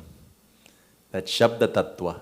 Tattva is translated here. This is not my translation. As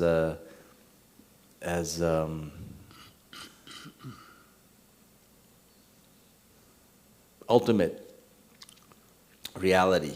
It's tattva.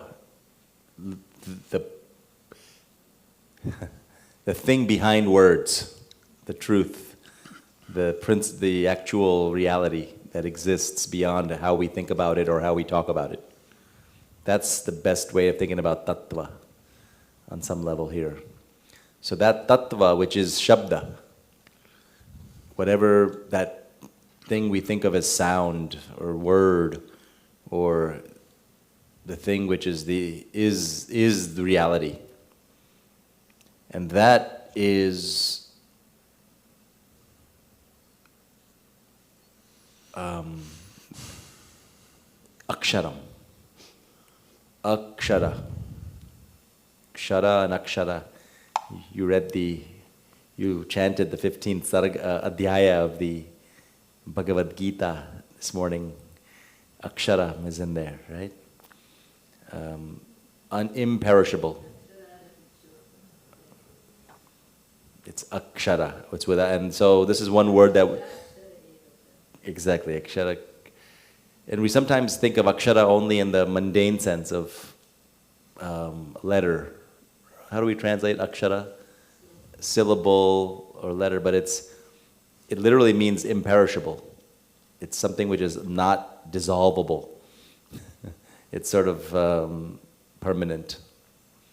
So that akṣara, which is the reality of sound, of language, that is Brahman, Tad Brahma. And it is anādi and anādi-nidhanaṁ, also you can say. The goes with both. Is the negative. It has no beginning and no end. Anādi-nidhanaṁ. And it is from that, yataḥ, from which that it is the, this is always tricky, the way it's phrased, so to get without obscuring it. Prakriyā. Prakriyā is the word that when you study grammar, you learn how words derive from operations. And prakriyā also has a sense of creation and of evolution, which is how this person translated it here. Evolution of the world, jagato. It proceeds, it transforms, it unfolds. Vivartate. Rtha-bhāvena. So it unfolds yataḥ from that śabda-tattvaṁ. So the idea that the whole universe is actually coming from śabda, which is brahma, which is Brahman. And it unfolds, I guess it manifests for us in our ordinary experience through meaning, rtha-bhāvena, through the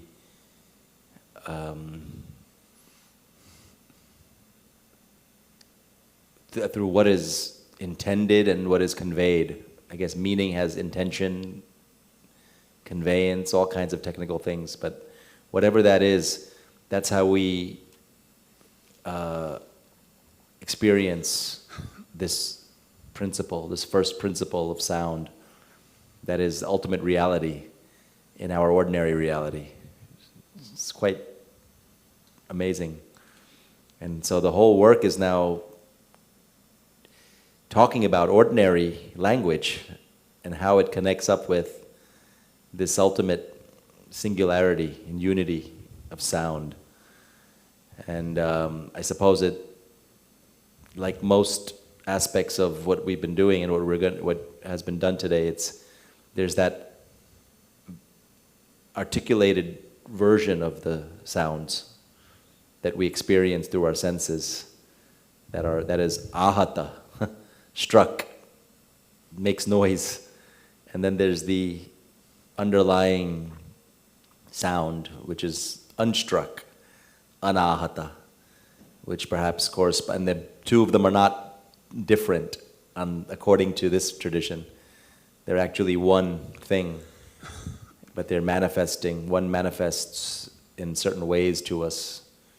So we have to maybe approach this unstruck thing through the struck.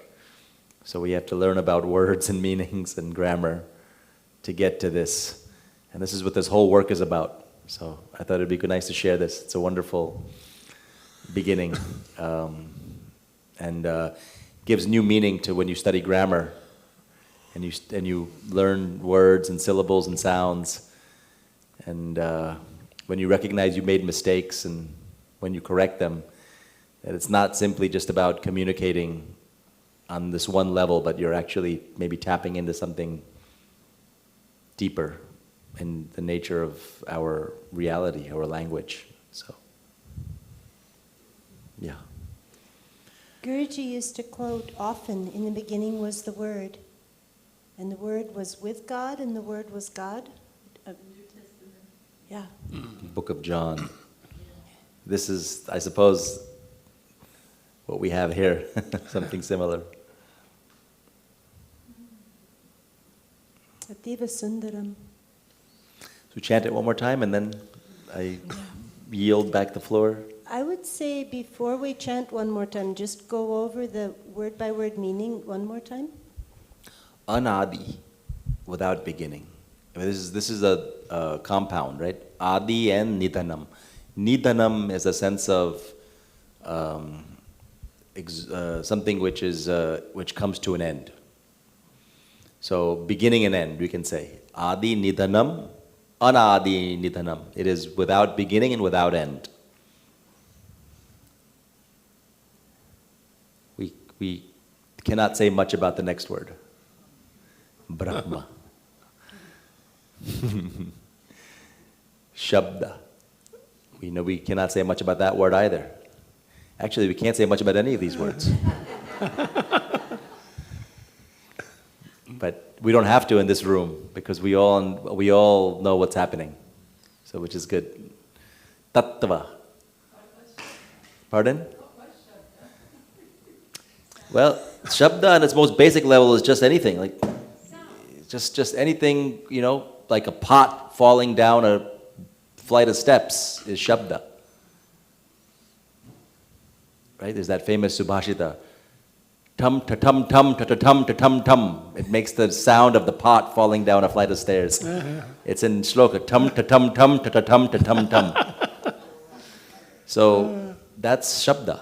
It's not, they don't make it into this kind of, this is the beauty of these things, is that it begins at the elemental level. It never takes you to like the top of the stairs, going backwards. You have to start from the bottom. It starts with the physical experience.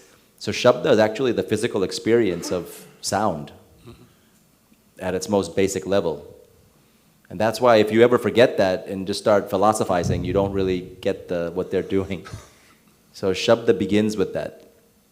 And then we start taking it further back. So it speaks of 4 layers. This is from the Veda, Vākyapadīya, but it goes into this, the 4 layers of how shabda manifests in our experience. So the most basic level is this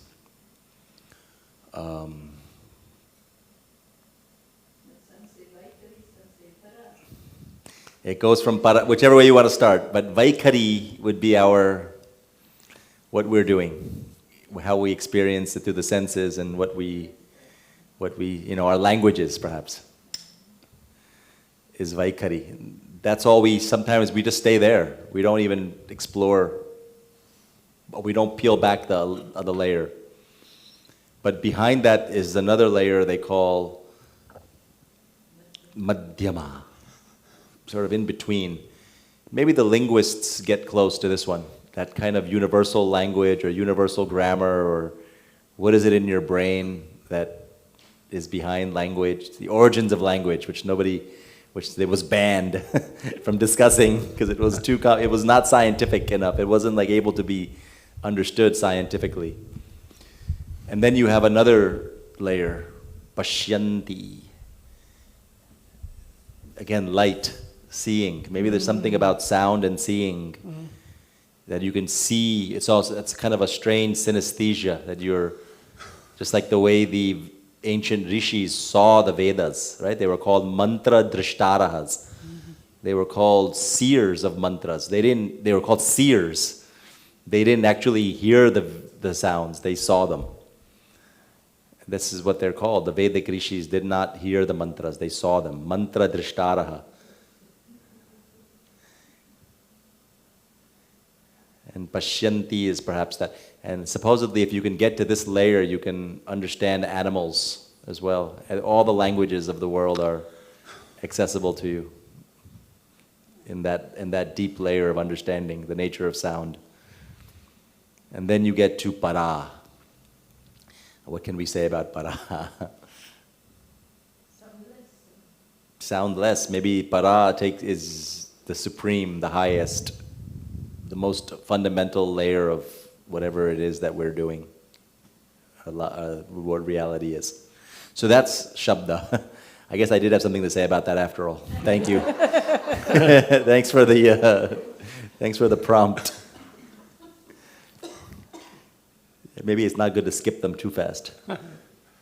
Tattva. Tattva is, again, the basic language is so wonderful in Sanskrit. It's just tat and then tva. What is the tva in Panini? How does Panini talk about tva or ta? Is there any sutra? It's a suffix. I don't remember the sutra, but literally it is thatness. And then you can do a lot of philosophy, and what is that? Yeah, something to do with the basic fundamental characteristic or essence of whatever it is that precedes it, right? So here it's the fundamental essence or characteristic of whatever that is. Tattva. So what is whatever that is? And so we translated multiple ways: reality, principle. I like truth because Truth. Yeah. Yeah.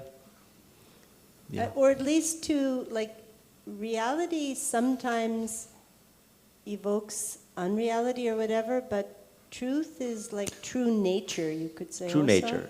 So for the physicists, when they use this word, they like to think about it as principles, categories, fundamental principles in the universe, in the physical universe. They'll call those tattvas.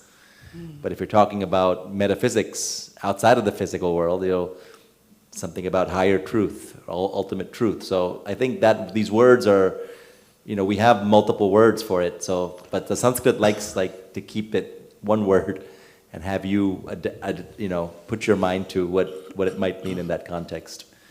So maybe that's what it does here. Akṣaram we've done. Yat, right? Yat tat. Just a relative,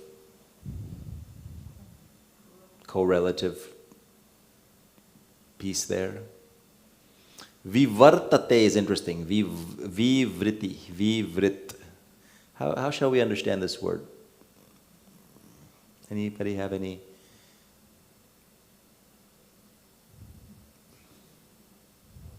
Vedanta, apparent transformation.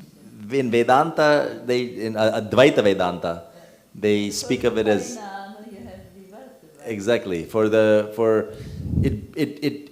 it means motion, something to do with motion forward, right? There's some kind of specialized change, is what it's. So we think of evolution.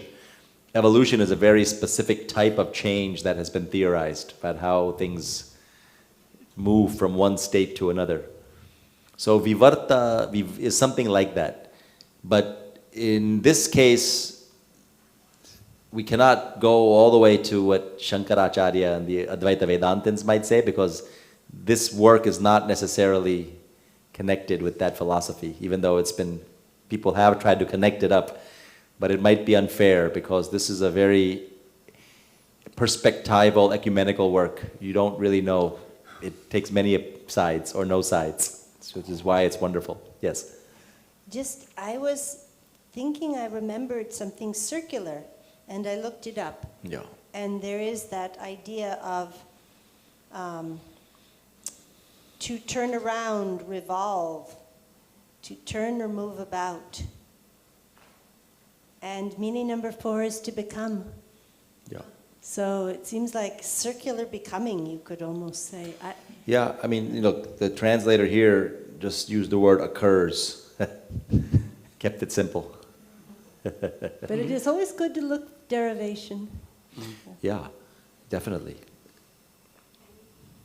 And as Bharati was saying, that this could be a real change or an apparent change. There's 2 ways we think about change. So here, some people think of it as that actually the world that we experience is actually no different than the world from which it comes. In other words, the world, some people, this verse says that the world we experience is actually a manifestation of, it could be, one reading could be that it actually is a manifestation of this ultimate reality. Others might say that no, that change is only apparent. Actually, there is no real change. That it's actually all one thing. So however we want to think about that. Deven, can I ask a question? Oh, yes. Would there be any connection with the Latin for vivere, which means to be alive, to live? Yeah, I think so. I think... No, they have vertere. Vivire. No, vertere. It's very similar. It's almost the same. This is varte, and Latin has verte, meaning the same thing, to turn. So you're doing a different route, yeah. Yes. But I think this route is closer to the one that she mentioned, to turn, vertere. Same in Sanskrit, same meaning as vertere in Latin. But what would be the connection with vivere? I guess to live. Yes. Viva, V is a prefix here. It's separate. Yeah. Then comes the verb, and you were taking them together. In Latin, it's the actual root. So the closest thing would be jiva or something. Jiv, probably. But vivartate, she saw viva. Yeah, yeah. Yeah, here the root is just vr. And the V is the prefix. It's not part of the root. Well, just that is sort of a choice also, because if you had it just occurs, that would be more like vartate. Just it is. I think that's the word that's closer to that vivartate, to exist, to occur, to be. It's But- also a word that's used to be. But a little bit different. Yeah, this is slightly different.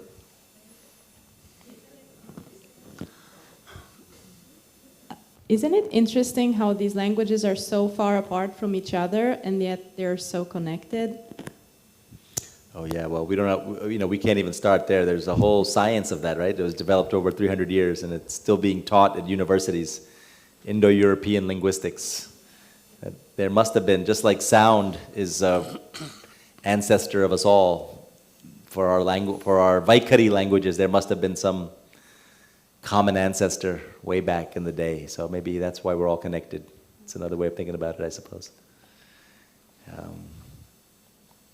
That hasn't been banned yet, because it's a little more scientific, I guess, suppose, because you can reconstruct roots and reconstruct things with the data, so it fits just in for the university. Artha.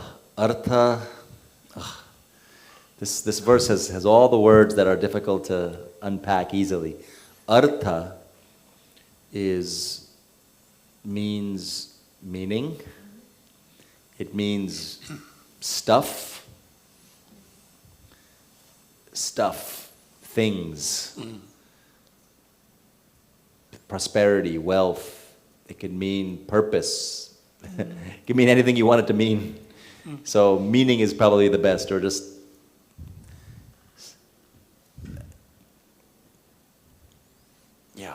I guess with words, it should be meaning, right? Vāgartho iva samprikto, from Kalidasa, speech and meaning. So I guess in this context, artha would mean the correlate to making sounds. When you make sounds, sometimes you have a meaning that is conveyed by those sounds with an intention. So maybe that's what it means here. But You have to take it with prakriyā. right, Then it comes. yeah.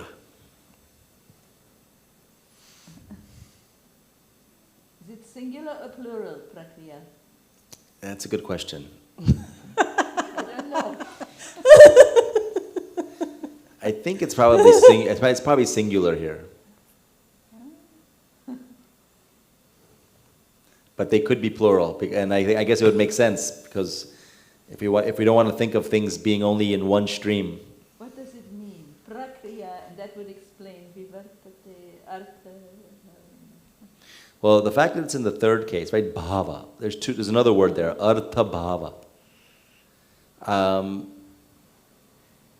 Bhava is another difficult word, right? Because bhava can also mean intention. It could mean, like, the thing that you mean for it to mean. The one thing you intend for it to mean. Feeling of the meaning seems like. Okay, yeah, that's I fine. mean, I'm not saying this Feeling. is it. I'm just saying That's one. it. No, exactly. One hypothesis. That's the thing, right? Rtha-bhāvena. Rtha-bhāvena. It's certainly a compound here, right? Rtha-bhāvena. So it could be through what the bhava, which is the artha, through the bhava of the artha, the bhava with respect to the artha, right? Bhava is what you feel, what you intend, what you mean. And artha is the thing that means something.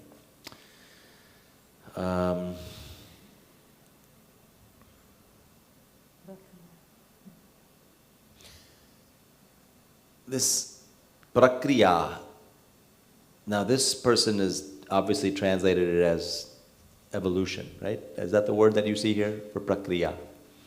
So you can see the word kru, the root kru is in there, to make or to do or to anything, something that happens. And prakriyā, and we have that word prakrit or prakriti as well. Prakriti, and maybe that's why this word is used here, because we think of prakriti in Sankhya, as that undifferentiated matter, the world, stuff of the world, which evolves when consciousness, consciousness observes it, or there's some observation occurring with Purusha, consciousness, and Prakriti. So prakriyā here would mean that once our words and our speech start forming,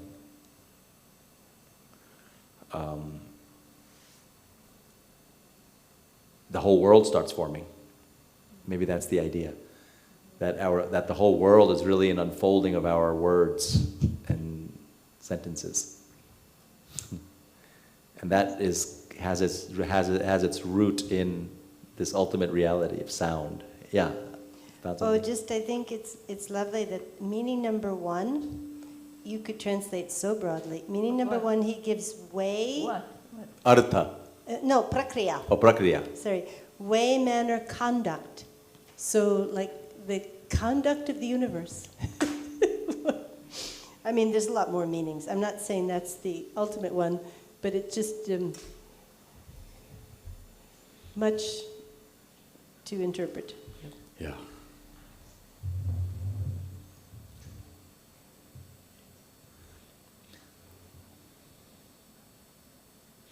I suppose the most important thing here is that that śabda-tattvaṁ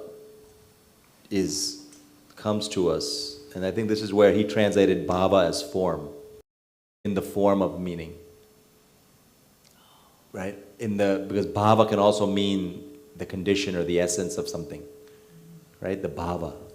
That it just means to be. So rtha-bhāvena can also mean that.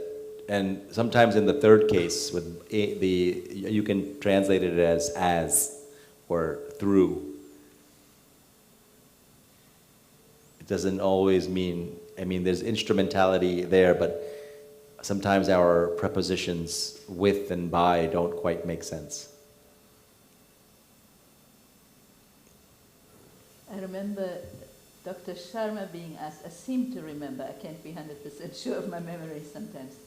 Here, he might prefer objects of the universe. So that takes it one step further from the subtlest, the no sound plane, the no creation plane, through the śabda-tattvaṁ, the entire cosmic energy and energy of mind ultimately becomes the gross elements and matter. So it's just another further station in the evolution. Through meaning, sure. It's very mystical, meaning in the object. Or through its objects. Objects are the result of a subtle evolution, from the... It could be that actually, because we think of sound as somehow subtle, and the objects being more gross or more solid. We have our chart somewhere of the universe. It comes from the brahma and ends up with Panchabhuta and all that. And then this has raised the question of whether this is an apparent transformation of Brahman. Is it Brahman all the way through? Or it depends on you and me and everybody, what you think. Exactly. Which is why we don't want to make this author pinned down. That's up to us to figure out. And this whole work is like that, actually. It's really quite a magical work. It doesn't belong to anybody. It's interesting. So it's sort of outside, and maybe it's in keeping with the very spirit of sounds and words and grammar, is that it's universal. It's not something which only one type of philosophical mind or, person who's given over to seeing it in one way or the other is bound to it. Same as Ayurveda and yoga, right? These are the three disciplines that Professor Sharma, I remember saying that each one of them is connected with Patanjali, who was one of his heroes. So Patanjali is Yoga Sutram. Patanjali is also an Ayurvedic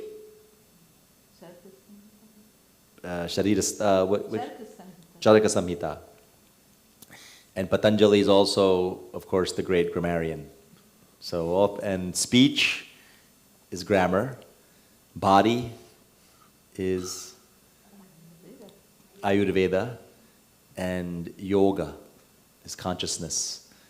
And these three are not bound by any particular sectarian or political or philosophical position. They belong to everybody. It's very interesting. So it's in keeping with the universalizing theme. So is that good enough? Jagat is world. I would just add one more thing, which is, for me, I'm grateful that you brought this, because Guruji used to talk about Vākyapadīya with much respect. So it's very precious that you have brought this verse. Yeah. Much of this is a very difficult work. The second and third chapter, the sadhana samuddesha, it goes into the technicalities of every single usage we do, and then the commentators. It's very dry, but the opening part's fun because it gives you the full philosophy. Yeah. It's just the philosophical intro. Exactly. And it breaks up, it goes into the different aspects of what we study in the grammar, philosophically. Wonderful work. Can we chant that one last time? Yes.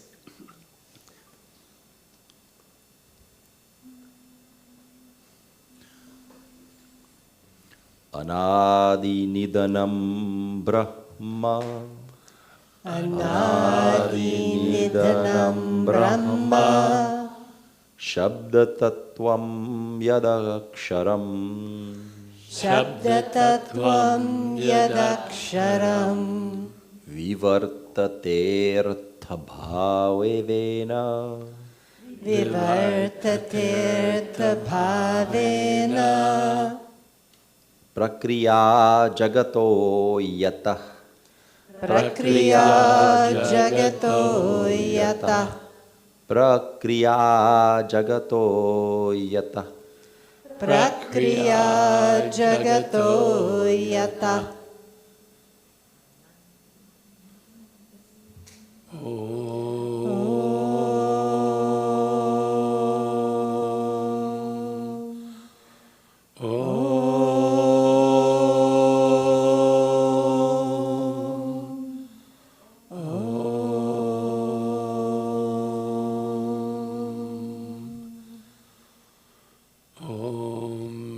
Shanti, Shanti, Shanti. Om.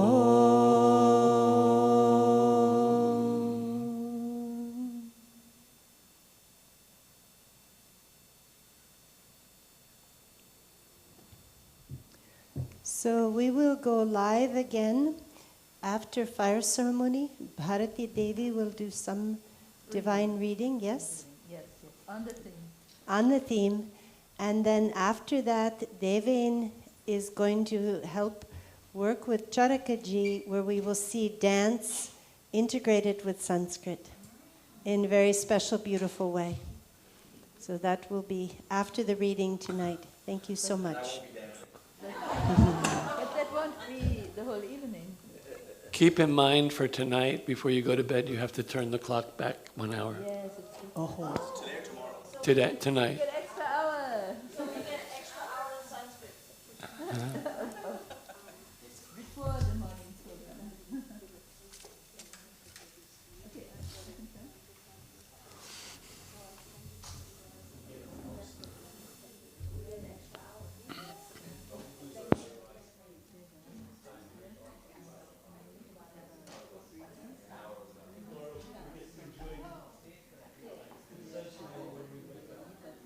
No, why don't you go talk to them? They're all together there. Okay, right. Shanta and